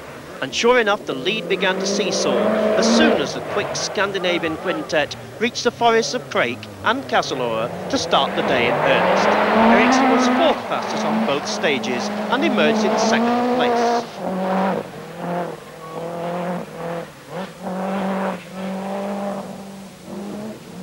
Timo Salonen in the Peugeot started the day 2 seconds behind Eriksson, but was soon to find himself threatened by his Peugeot teammate Kankkunen and the Lancia star Marco Alén. He was 4th after these 2 stages.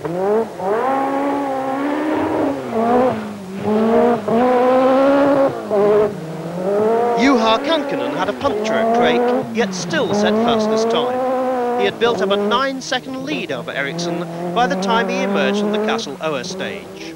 Stig Blomqvist had battled back to 6th place in the leading Ford RS200. He is, of course, the only former winner of the rally, and a fast time at Craik moved him into 5th place, with his teammate Grundle following up in 8th spot. Jimmy McRae, who had been 7th overnight, ran out of luck on the very first stage with a puncture. He was more than half a minute slower than the leaders. His crew had changed the distributor, the engine electrics and the fuel injectors, but he was back on the pace at Castle Ur.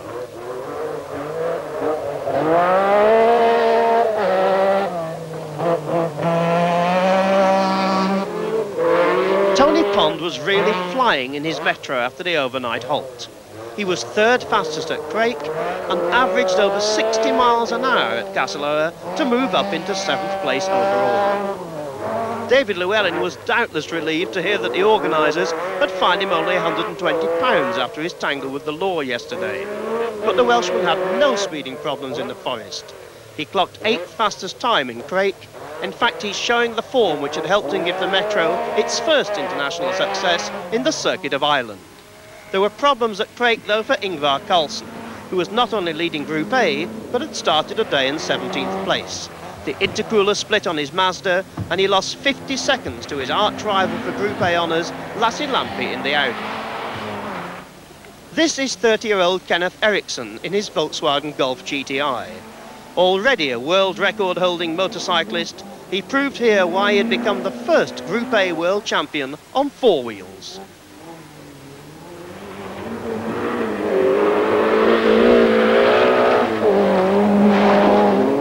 Here's another type of Ford car, the Group B 4-wheel drive Sierra, driven by the Herefordshire engineer Phil Collins. This is the sort of car we shall see a lot of next year. It could be the spearhead of Ford's World Rally ambitions next season in Group A4. Collins was lying 24th after this stage.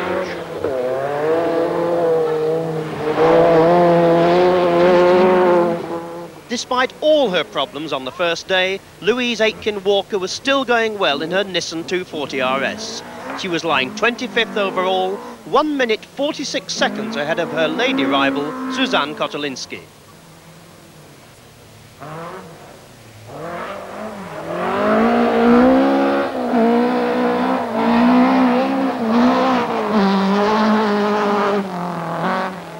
They call this car the surprising Skoda, but perhaps it was no surprise that Ladislav Krecek was leading his class. The team are aiming for their incredible 14th consecutive class win in this rally. At this stage, he was 26th overall. Twigley's was the 3rd forest stage of the day. It offered hazards of gravel, fire breaks and narrow bridges. But Mikael Eriksson was 4th fastest over the 6.23 miles. Timo Salonen was the quickest here, averaging just over 60 miles an hour, 2 seconds faster than his closest rival, Kankkunen. Marco Elaine, still in 3rd place overall, but he could only manage 7th fastest time, 8 seconds slower than the leading Peugeot. This is Michael Sundstrom, popularly known as Mickey Finn. He was 9th equal with Blomqvist at this stage. Jimmy McRae and Tony Pond were chasing each other through the forest in 6th and 7th spots. They would share 5th equal time here, but no wonder the Finns were doing well. The wet, greasy conditions were reminiscent of the Thousand Lakes Rally. This is typical Tony Pond in action. Callie Grundle was 4th fastest and enjoying every minute of it. Per Eklund, a firm fan of this event, was still holding on to a top 10 placing in his Metro. The highest placed Audi, a difference from other years, was Harold Demuth of Germany in the David Sutton prepared car.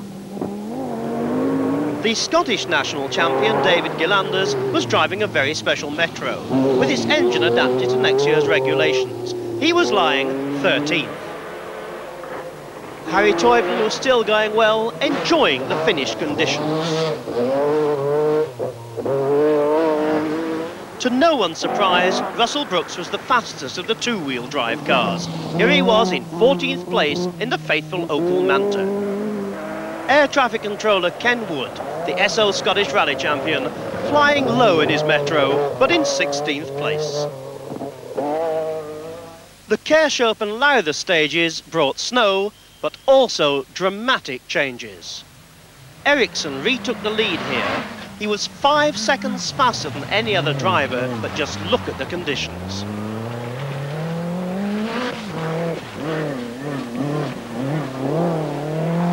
Timo Salonen didn't seem to mind the fog, the snow and the ice at all. He was 3rd fastest at Kershope, 2nd fastest at Lowther, and now he was 3rd overall. Juha Kankkunen would stay in 2nd place overall and was very happy to be keeping ahead of Markku Alén.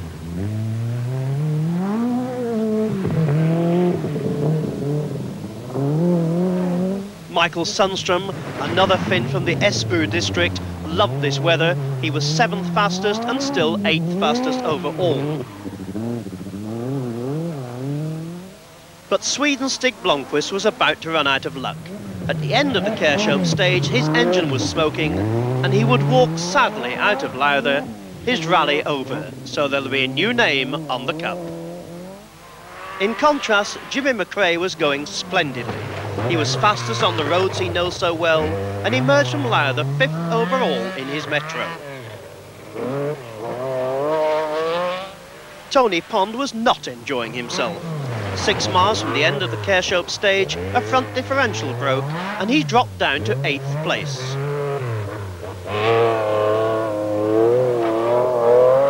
Per Eklund was another to come to grief in the forest. He ploughed off the road and damaged the near side of his car.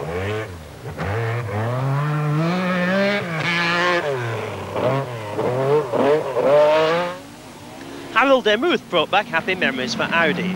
When they got to the friendlier Lowther Park, he was 10th fastest in the David Sutton entered Quattro. David Llewellyn seemed to like the forest all right. He was 10th fastest here and fighting his way back onto the leaderboard.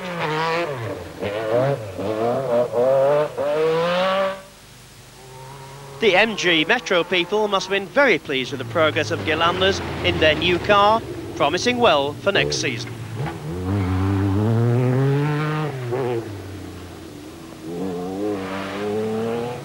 But the Metro of Harry Toivonen also had a front differential fail.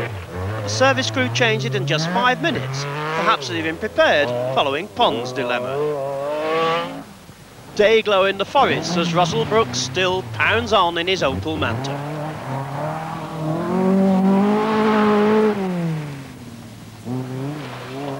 Let's take a look for a moment at the Group A battle. Ingvar Carlsson in the Mazda was struggling to make up for his early problems. Now he found himself 23 seconds behind his fiercest rival, Lassi Lampi, in the Audi Quattro.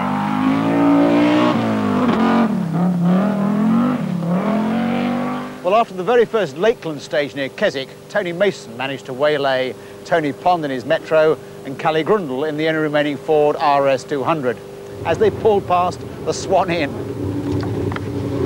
Tony, that was the first Lakeland stage. How did you like it? That's a good one. Nice, yeah, big drops. Good fun. You like big drops? Why not? It suits out of fashion when you get to the bottom. That's the helicopter pilot in you. Yeah, it must be.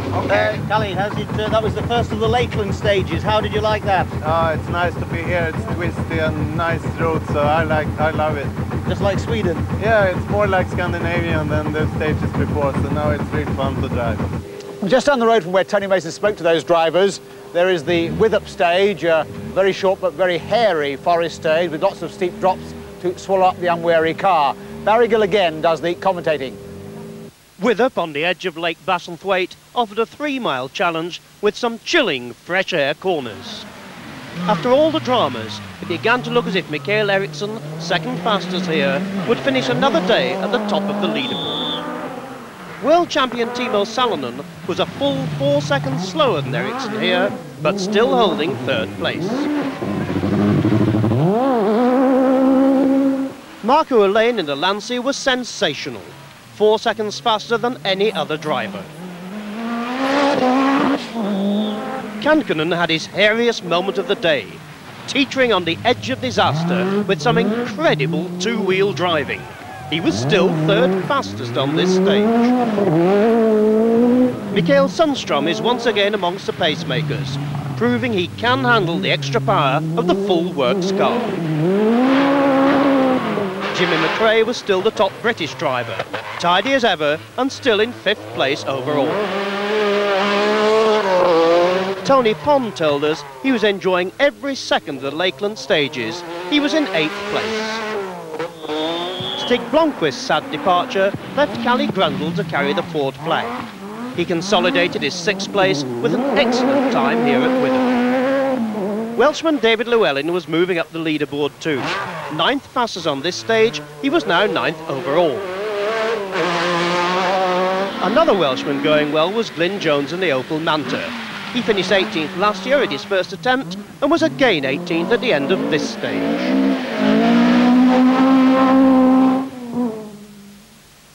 The 2 Grisdale Forest stages would take the cruise from Lake Coniston to Lake Windermere, but there would be little time for sightseeing. Mikael Eriksson was soon in trouble. He shot off a bend and hit a tree, severely damaging the front of the car and affecting its steering. He was soon off the road again and limped out of the Grisdale stages down in 3rd place.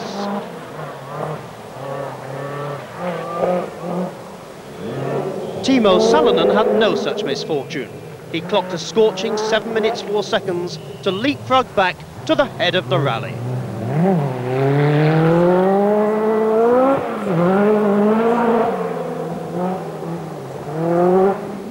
Marco Allain in the Lancia was even faster.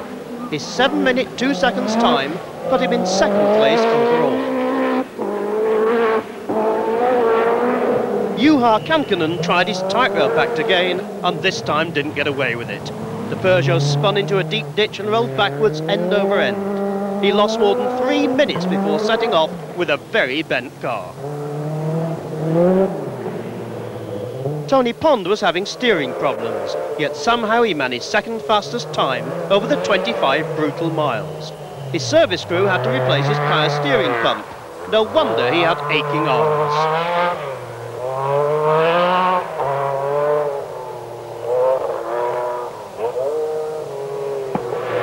Jimmy McRae will want to forget Grisdale. He had 2 punctures and lost 4 minutes. Not his lucky time.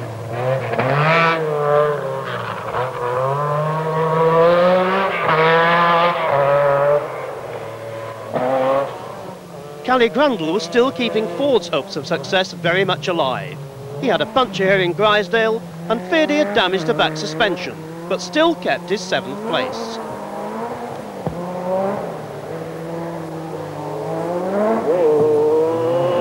Harold Demuth, the 36-year-old German driver, may only have 170 horsepower in his Audi, but his determination gave him his 8th fastest time here and 11th place overall.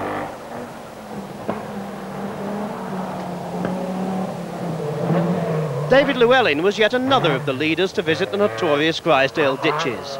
This incident was typical of the hazards presented by the muddy surface, and he was happy to hold on to 10th place. Grisdale was also a grim experience for Lassi Lampi, who had been leading the Group A battle. He had to cover the whole stage with a broken drive shaft and dropped to 15th place, 2 places behind Ingvar Carlsson. Well, Grisdale seems to be acquiring a reputation almost as fearsome as that of Kielder for breaking rally cars. After they'd been through that stage, Kankkunen wasn't the only driver who was breathing pretty hard, and once again Tony Mason managed to dive amongst them with the microphone. Anche un po' cioccolato. Marku, how was the Grisdale stage? Well, now it's coming quite well, you know. Anyway, very slippery all the time and everybody go like hell. But no problem. No problem. I hope it's going well like that. Mikael Eriksson went off the road for 1.5 minutes. Yeah, I see in line, yeah. So now you are 2nd again. I don't know, maybe yes. But still long way. Almost top on the tree, and the speed it was not too bad, but just my own mistake, nothing else. Did Kankkunen lose a lot of time with the roll? Well, he lost over 3 minutes. But Timo Salonen, he's having no problems at all? Well, no problem so far, but it can happen so quickly. You look very hot and bothered. Was that a very demanding stage, the long Grisdale one? Oh yeah, the boat stage was quite hard, and so twisty, so there was a lot of work to do. But did you have any problems at all? No, everything was fine, no problem at all. And what about your teammate, Juha Kankkunen? I think he has rolled. Did you see that? Yeah, I could see him because we was driving. He was standing on the road when we came. It was after a long rest, the left-hander where he went off. I think he lost about 3.5 minutes. I think now that you're somewhere near the top 5, what are your tactics going to be for the Welsh section? Oh, there is not so much of tactics. You have to go flat out all the time, so that's the tactic. Well, let's round off with some of the major news stories of the day. The biggest perhaps is Kankkunen's roll. And after he rolled in Grizedale, which tore off the navigator's door, always seems to be the navigators, and that big wing at the back end, and smashed in the roof, the mechanics pounced on the car as soon as they could and rebuilt it. Their biggest problem, apparently, was tearing all those required stickers off the old panels and putting them on a new one. The good news of the day is that David Llewellyn was only fined £120 for his traffic misdemeanour yesterday, and he's back on the leaderboard. The bad news is that Russell Brooks is out. A great finisher, of course, with a tremendous record of rallying success. He holed a piston in Grizedale, and that was the end of it. For Louise Aitken-Walker fans, well, she's in 19th position in a Nissan 240 RS, but perhaps the prize for the most resourceful man of the day goes to one John Corrie, who blew up in his larder early on, at which stage he whipped out his RAC card and called their recovery service. When they turned up, they found his card was out of date. Nevertheless, they took him home. That's where we're going now. We'll be back tomorrow in Bath at 7:50 to cover the final stages of this really quite remarkable Lombard RAC rally. Good night.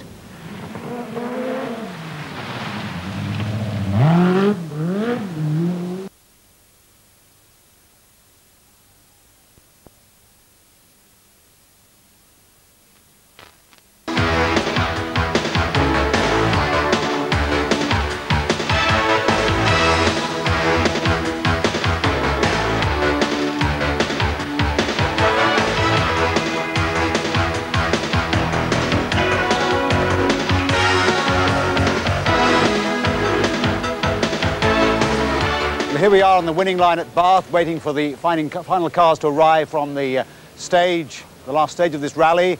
And as you might expect, it's drizzling. This rally was baptised in torrential rain on the very first day at Badminton. Today it was almost washed away by the rain on the final charge down through the Welsh Forest from Liverpool. Today has really been a sting in the tail of this event. There was a 3:30 a.m. start in Liverpool and then 120 stage miles to run, so easily the toughest day so far. Indeed, the last 5 stages have between them had as many stage miles as the entire first 2 days, so undoubtedly a very tough one indeed. 95 cars came to the start line at Liverpool this morning. This is what the leaderboard looked like. Timo Sand in the lead there, going very steadily indeed. Marco Alén and Eriksson tucked in behind the Lanciers. Kankkunen in 4th place, but well adrift now because of his role in Grizedale, and Michael Sundstrom hanging on grimly to that 5th position. We pick up the action at Clocainog, where Tony Mason spoke to some of the drivers about their views of the day ahead. Juha, you've got about 3 minutes behind the leading car. Do you think you'll be able to pull that back in Wales? No, it's not possible. But I just try to keep my 4th place if it's possible then. Was the car very badly damaged when you crashed in the Lake District? Oh, not really, but okay, it was a little bit, but we lose time on that stage quite a lot, but on the next one also because we didn't have windscreen and those, and it was raining and it was quite difficult to drive. How are you going to pace yourself? Are you just going to go absolutely flat out to try to get back any time, or is it team tactics? Not absolutely flat out, but quite fast to try to keep them behind. Jimmy, you were on record as saying that you thought this year's Lombard RAC was going to be very easy. Do you have you changed your views? Well, everything was going according to plan up until Grizedale, and we had one puncture, we stopped and changed it, then immediately after that we had another one, so we had to drive 10 miles on a puncture, which didn't do the car much good either. We had to put new front suspension struts and things on it last night, so hopefully when we leave here the car will be right for the Welsh stages. But seriously, what do you think of the format of the rally this year? I think it's been very good really, and it's nice to get to bed for a few hours every night. And what has the crowd control been like? It's been pretty good. There's some of the spectator stages, you know, there have been so many people there. It's been very difficult for the organisers, but in general it's been very good. Would you say there have been more spectators this year than previously? I think so, definitely, yes. Even in the road sections you're getting spectators out. They've definitely been more than previous years. Mikhail, was the car very badly damaged in the Lake District? Yeah, it was badly damaged in front. The suspension right and left was completely broken. And I have no clutch and I couldn't steer the car in left bend, so I have to brake it round. Do you use the left foot braking technique when driving the Lancia Delta? Sometimes, but you can't use it too much because you get fading in the brakes. It's spoiling the oil. And it's rumoured that this may be your last drive for Lancia. It is my last drive. So what are your plans for next year? I don't know, because they told me the evening before the start, so I have no idea. How many Lombard RAC rallies have you completed? It's many. Very many? Yes. Are you enjoying this one as much as all of them? Yes, man, it's too little of the night times. It's more office rally this year. You're in the top 10 now. Are you hoping to climb even further as the rally goes into Wales? Of course we hope, man. It's not easy. How is the metro going? Okay, we've had a few problems, but the car is quite sound now, and we've had a good check over the last stop, so hopefully we'll carry on without the problem. Which stages in the Lombard RAC Rally do you prefer? Oh, the Welsh ones, of course. I thought you might say that. Is it true that you're the oldest competitor in this rally? Yes, at 57 years of age, Eddie and I are the oldest two competitors, and we've been together 31 years. Really? Yeah. Now, you're, I mean, are you shaping up to it all right? Yes, we seem to be shaping up to it quite well. Do you find it tiring? More hungry than tiring. And how's the car going? We're having problems with the gearbox, but otherwise fine. Angling very well and going very well. And can you give me any idea how much is this car, how much does it cost you to prepare or anything? Well, it cost £250 4 years ago, but we've spent a lot of hours on it and a lot of loving care. Anyway, you're enjoying it? Enjoying it very much indeed, thank you. Well done.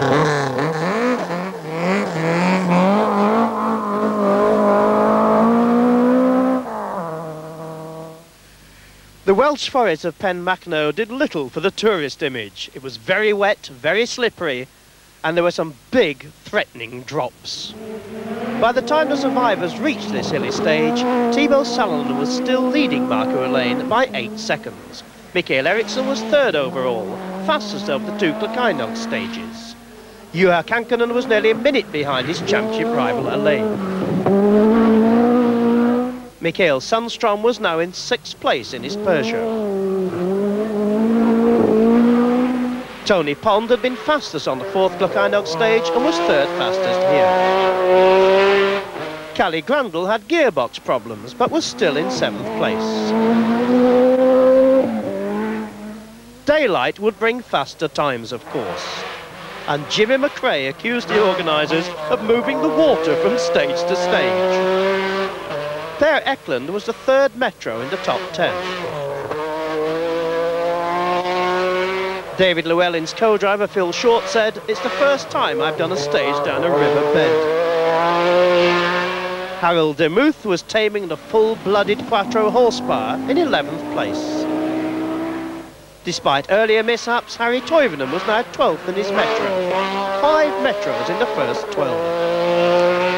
Kenneth Eriksson is in the Guinness Book of Records for stunt driving in a car on 2 wheels. Here, he was on 4. Lasse Lampi was 15th, despite a worrying differential problem. Mats Jonsson's previous best result was 10th in 83. Now he was 17th. The popular Penty Auricular in the Vauxhall Astra was lying 18th. Everyone is praising Louise Aitken Walker's performance, 19th in the big Nissan 240. Ladislav Krajcek was on song for Skoda's 14th consecutive class win here. Yorkshireman Chris Lord, laughing as always and in 22nd spot. Coidi Brennan, another story of water everywhere, with a major mud problem for the backmarkers, who are, of course, the backbone of the rally. Thibaut Salonen splashed through in 3 minutes 22 seconds, the fastest time he would share with Marco Elaine. Juha Kankkunen had still not recovered from his Lakeland excursions and was 4 minutes behind Eriksson.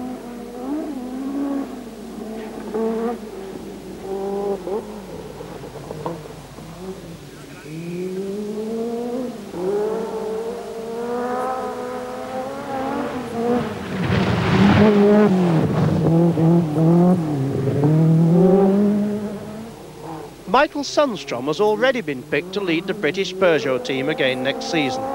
He was still in 6th place overall. Marco Allain had certainly not given up hopes of victory. He matched Salonen's speed on this stage.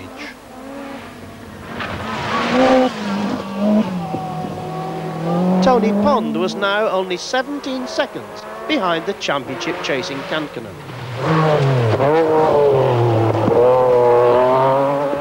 Kalle Grundle, in the sole surviving RS200, had the concentrated might of the entire Ford service army to help him. The cheerful Swede was determined to give them a top placing in return. Jimmy McRae was consistently amongst the top 8 times. Harold Demuth seemed to have cured an earlier engine misfire. Ingvar Carlsson had retaken the Group A lead from Lassie Lampe. Well, after that stage 39, the battle for the lead was as tight as ever. After 4 days, very tough motoring indeed, only seconds separated the front three. Salonen was 6 seconds ahead of Allain, and Ericsson, going very swiftly indeed, was just 52 seconds further behind. Now, at the next service halt, with only 6 more stages to go, Sue Baker spoke to some of the drivers. Timo, it's a very close lead for you, just 6 seconds ahead of Marco Allain. How is the stages going this morning? Very well, no any problems. Have they been slippery? Yeah, some stages very slippery. What have they been doing to your car here at Dolgethley in the service area? No, just new tires and petrol. Tony, what have the Cocanog stages been like for you this morning? They were okay for us. Very, very difficult. There was fog, wet, rain, standing water. You said come onto the water over a brow or something, which with these four-wheel drive cars going very quickly, you've got a chance anywhere in a 360-degree circle where you're going to end up. So. Did you have any spins? No, we didn't. No, we were quite lucky. And how about the car? It looks as if it's not missing a beat this morning.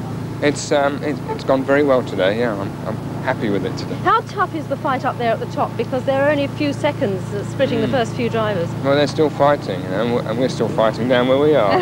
I wish we'd had the 3 minutes because we'd have been fighting with them. That's the problem. Yes. How much can you claw back now, do you think? Well, you can't really.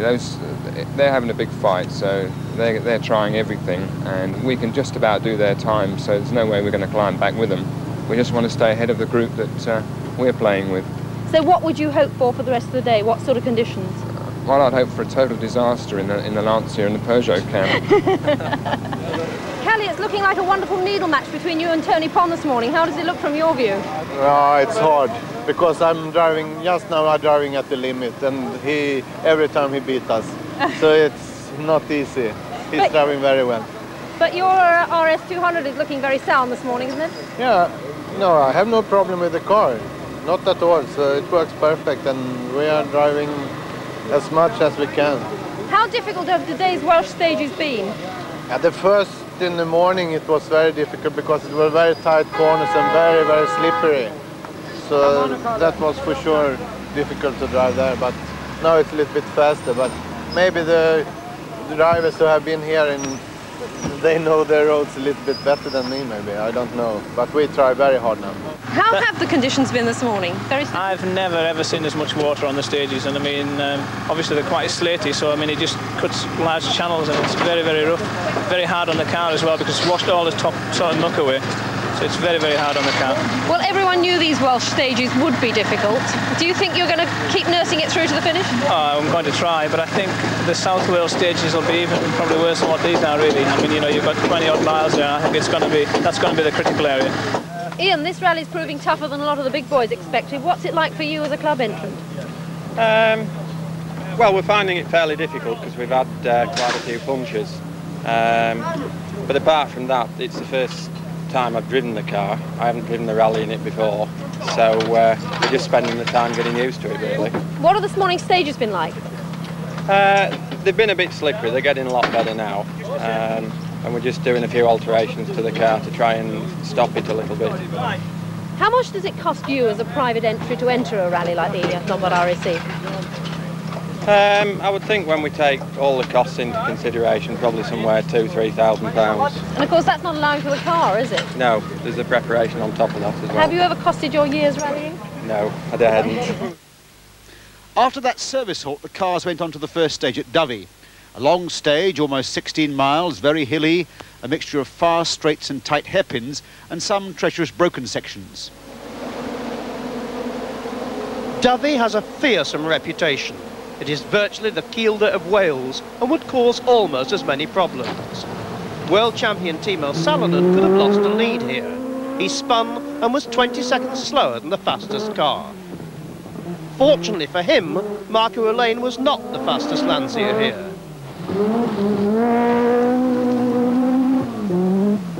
That honour belonged to this man, Michael Eriksson, with a time of 15 minutes, 5 seconds.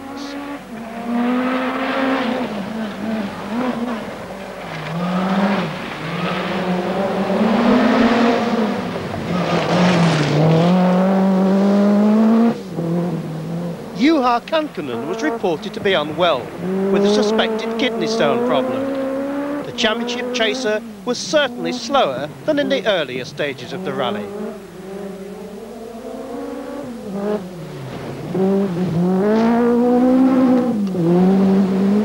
But this stage belonged to Mickey Sandström in the Peugeot. It was a shattering performance. He was 8 seconds faster than any other driver.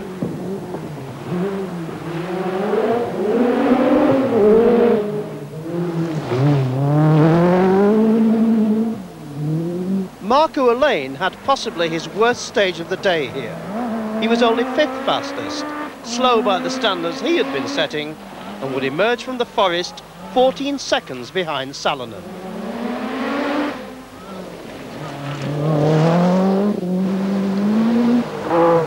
Tony Pond was determined to overhaul the slowing Kankkunen and reported that the Metro really revelled in the slippery conditions. He was 4th fastest here and enjoying himself.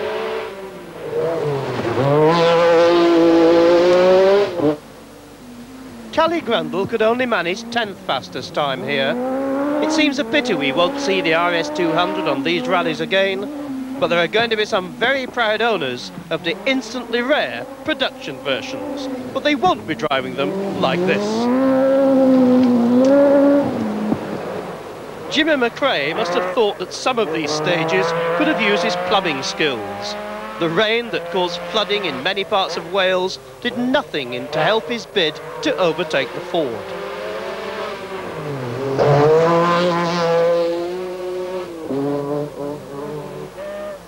Per Eklund's co-driver is Dave Whittock, who was heading to his hometown Bath. If they maintain their 9th place, they could be sure of a liquid welcome tonight.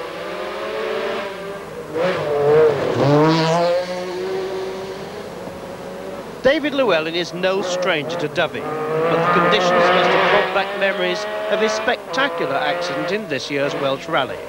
He was 11th fastest here, enough to keep him in the top 10.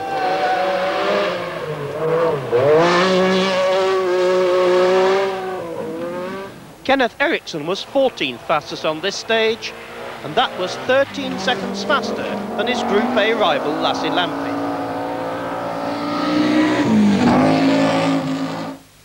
Dovey 2 was a 13.7 mile stage, all gravel, twisty forest with a surface that would really test the cars. Timo Salonen was a full 5 seconds slower than the charging Elaine on this second test.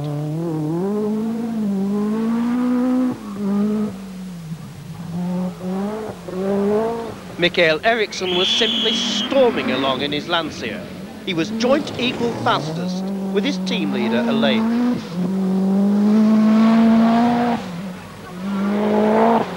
Juha Kankkunen was a full 19 seconds slower than the Lancias here and was now back in 5th place.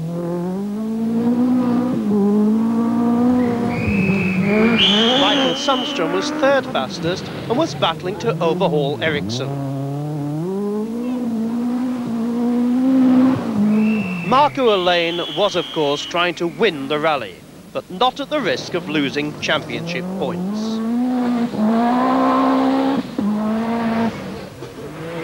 Tony Pond had to stop to change a wheel after a puncture. He lost 3 minutes and dropped to 7th.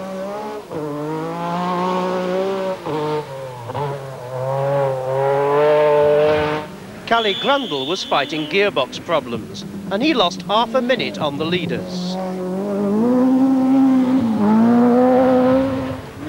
Jimmy McRae now had Tony Pond in his sights, and he was trying to get 7th spot.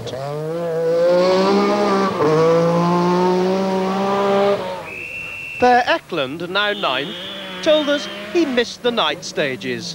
There's just no pleasing everyone. There were just 3 special stages left when the cars reached Tile. Now was a time for cool heads, not heroics.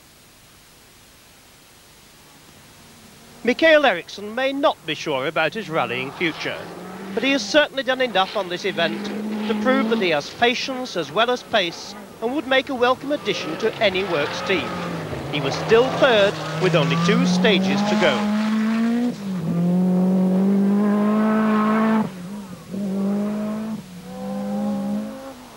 Juha Kankkunen now had no hope of overhauling a lane, barring technical mishaps. And it seems certain that the championship will be decided at the Olympus Rally at Washington State in America in December.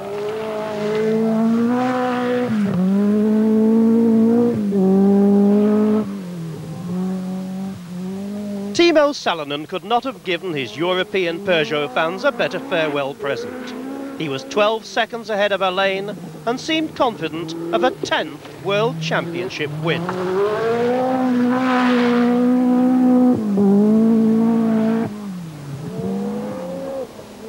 Michael Sundström was certainly completing one of the finest drives of his career. Peugeot are expected to announce next week that he will sign for them again, possibly to lead the British Group A team.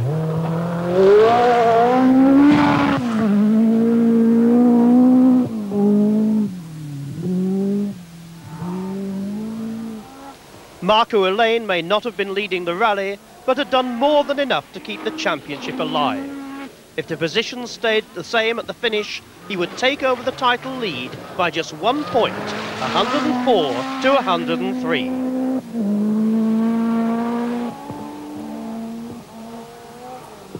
Callie Grundle once again proved the most successful Ford driver. Not only was he the only finisher in the RS200, but he was proved right in his diagnosis of faults in the gearbox. Once it was changed, he looked like adding a 5th place to his 3rd in Sweden.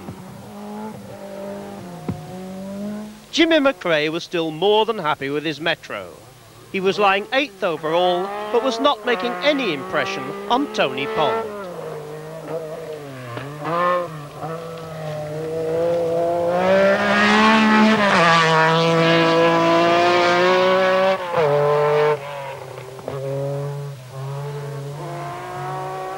Tony Pond was naturally disappointed that punctures and differential problems had kept him from a top 3 placing.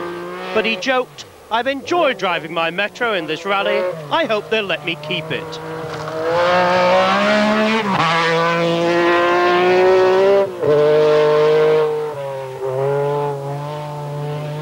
Welsh farmer David Llewellyn had struggled with brake problems. He was disappointed he couldn't turn on a last-minute charge for his home fans, but simply dare not risk it. But a top 10 place seemed well on the cards. Harold Demuth was coping with one of the most powerful Audi Quattros ever built, the last of the short wheelbase 450 horsepower models. Wistful rally watchers must have wondered just how well their old favourite Hannu Mikkola would have fared.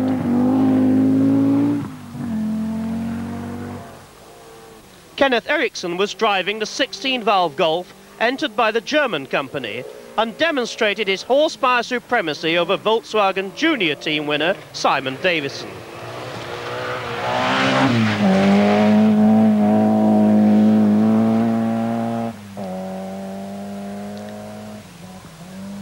Ingvar Carlsson must have made Mazda feel very confident about their prospects for next season. With half the horsepower of the supercars, he was consistently in the top 15.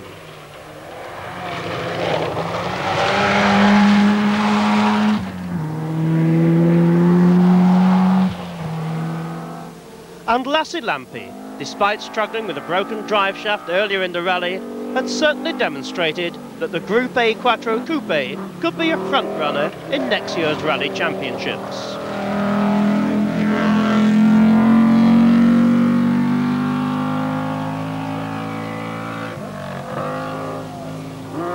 Per Eklund seemed to be enjoying the rally to the last. A veteran of old-time rallying, he told us he couldn't remember how many of these events he had entered. 9th overall, he was making this a very happy farewell rally for the Metros. So 43 stages down, just 2 more to go. By far the longest stage in the rally, both around 20 miles. That's a lot of gravel for things to go wrong on. Indeed, the next stage, Rigos, proved to be the end of the road for the young Swede Mikael Eriksson in his Lancia. He'd had a brilliant rally ever since he charged into the lead on his second day, but about a mile into the stage, his turbo blew up, and that was the end of his rally. This is what the leaderboard looks like after 44 stages. There's 1 more to go. Salonen in the lead with a 24-second lead over Alain. He said he would sharpen up the pace at the end. Alain hanging on to that second place that puts him in neck-and-neck position with Kankkunen in the World Championship race. Kankkunen slipped into 3rd place, past Sundström, perhaps on team orders, who knows. And Kalle Grundle has pushed the Ford there into 5th position, the only remaining Ford in the rally. But let's go over to Sue Baker, who's in the newsroom, for all the latest details of what's going on. Well, it's not just out in the forests where the action's been going on today. Team politics have been moving at a very fast pace too. The reason why Juha Kankkunen moved into 3rd place ahead of Michael Sundström was because the Peugeot team actually told Sundström to slow down and let his teammate through. Now, that was so that Kankkunen will be able to go into the final round of the World Rally Championship, the Olympus Rally, on equal points with Lancia's Markku Alén. But what Peugeot didn't know at that stage was that Kankkunen had already signed up to move to Lancia alongside Alén next year, and that was announced here by the Lancia team this evening. Meanwhile, out in the waterlogged Welsh forest, the 3 British favourites were battling to stay among the top 10. Tony Pond delighted the spectators on the 4th Clocaenog stage when he set the fastest time. But a little later on Dovey, he was unlucky enough to have a puncture, and that dropped him down from battling for 5th place into 7th place. Now, right behind him at that stage was Jimmy McRae, running 8th, looking very cheerful and saying that his car was behaving beautifully. But David Llewellyn, the local lad from Wales, was having a difficult time in the Welsh stages. He had unpredictable brakes on his Metro 6R4 after hitting a boulder and damaging a brake pipe. He said that made it very difficult going into corners, not knowing whether the brakes were going to work or not. Now, the rally's good Samaritan, Chris Lord, you remember earlier on in the rally, he rescued Malcolm Wilson from a ditch by towing him out with his Audi Quattro. He was having his problems today as well. The gear lever came away in his hand in the Quattro, and he had to resort to changing gear with a screwdriver. Louise Aitken-Walker was driving very creditably today. People were saying she looked brilliant in some of the stages, and she was coasting back into Bath in, we think, 18th place, which is quite remarkable when you consider that she dropped right down to 145th on day 1 after she had a crash on the Sutton Park stage. Oh, and plucky Ken Ridley, I'm sure you'll be pleased to hear, in his Toyota Corolla. He's coming back into Bath among the finishers. He's had a good day in the Welsh stages, and we think he's going to come in 75th place.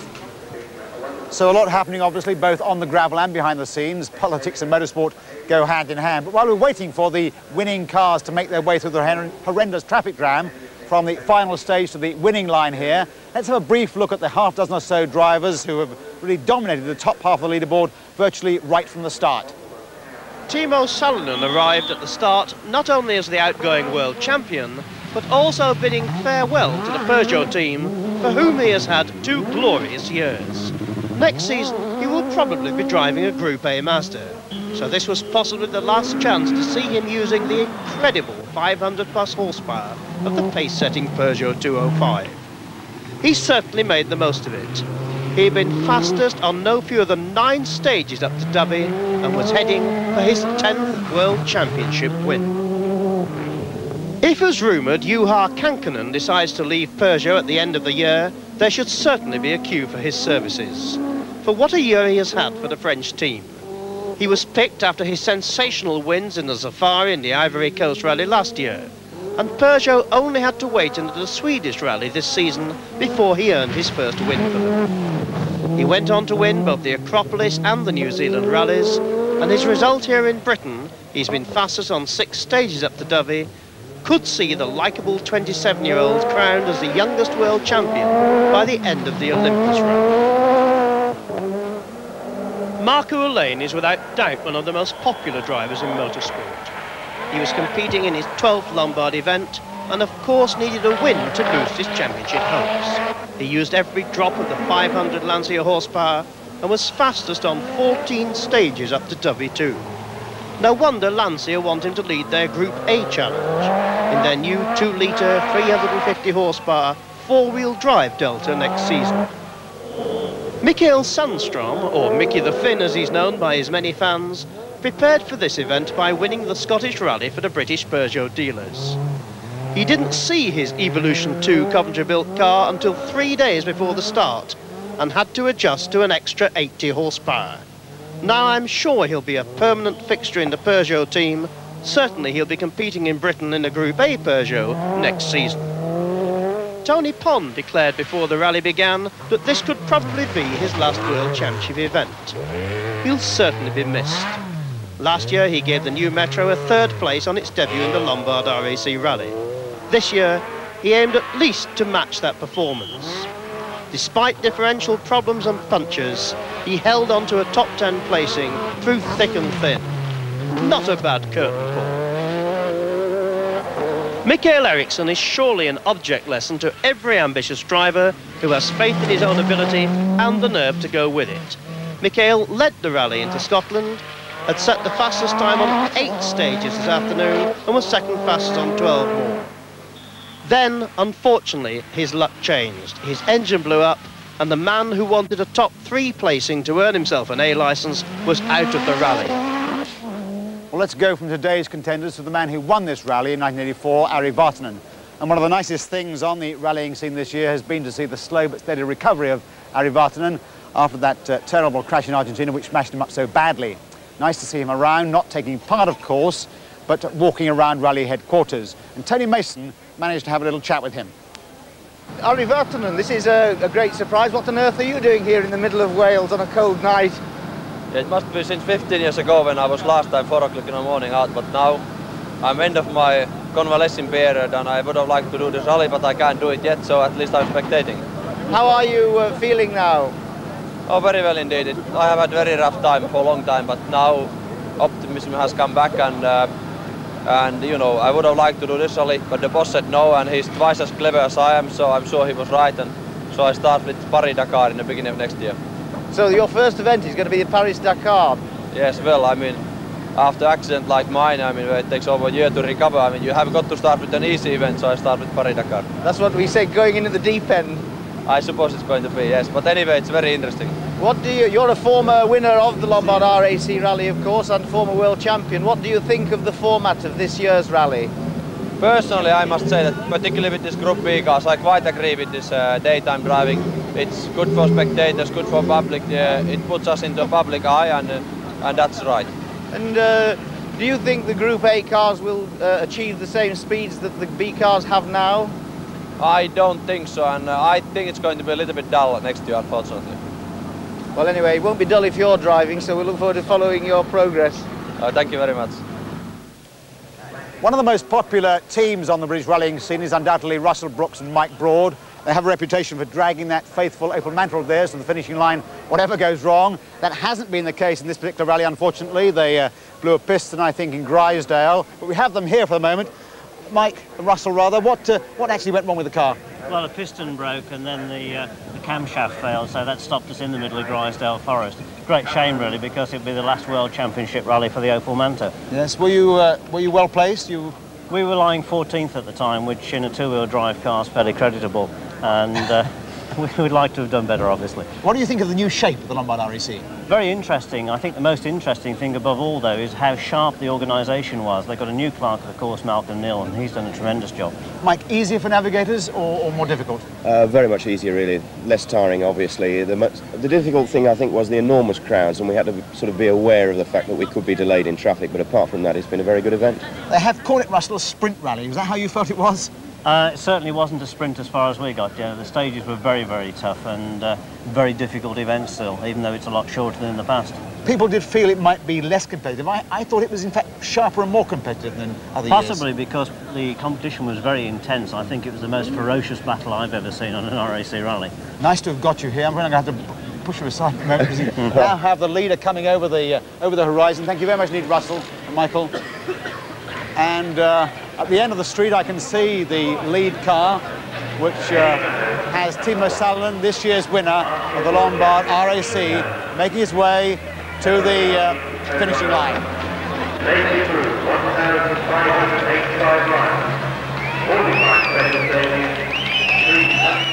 Can I give you a stick, Mike?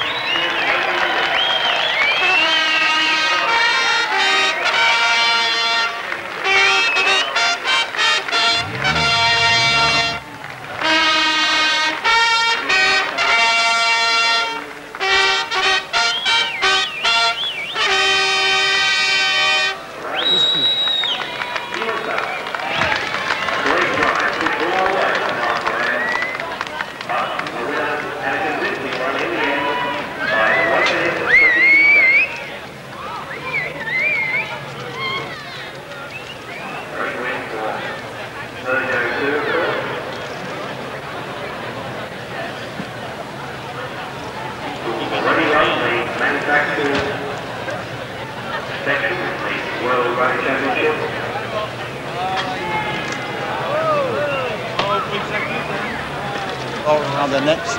Notice them changing their hats to make sure they conform with their contracts. Here comes the bubbly. Crowd longing to see that. And off it goes. Hopefully not over our cameras. Obviously overjoyed for his second win this year. He won the 1,000 Lakes earlier on, his favourite rally, so that makes two after a really rather sticky year for him with all sorts of bad luck, everything going wrong.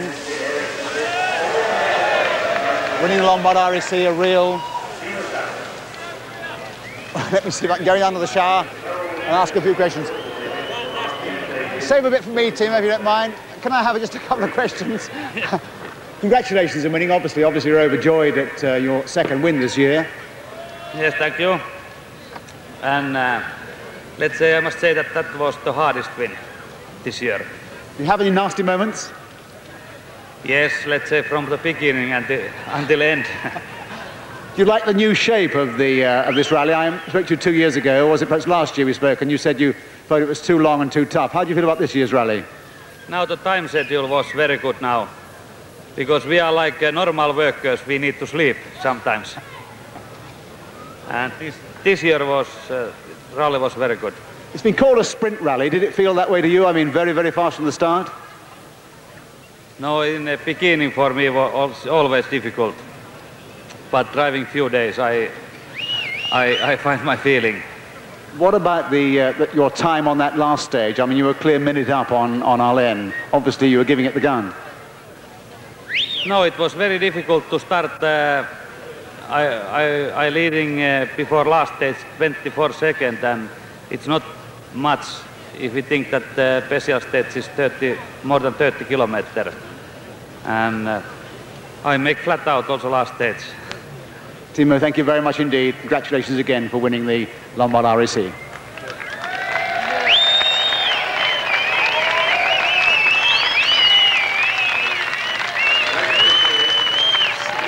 The end of yet another Lombard RAC rally. Shorter this time, no night stages. Many thought perhaps they might have taken too much out of the rally, but it proved yet again to be a rally of tremendous tension and drama. This is the final leaderboard. Timo Salonen there, a worthy winner, 1 minute 22 seconds ahead of Marco Alain. Alain ahead of Kankinen, which is the position he wished to achieve, of course, to retain his position in the World Championship race. Michael Sundström, really a very good position for him in 4th place. Kalle Grundl bringing the Ford up there to 5th. Tony Pond doing brilliantly to bring the Metro, his ailing Metro, into that 6th position. That's all really from the finishing line here in Bath. We'll be back tomorrow with a rally report special on Top Gear tomorrow at 7:10, I think it is. So see you then. Until then, good night. Yeah.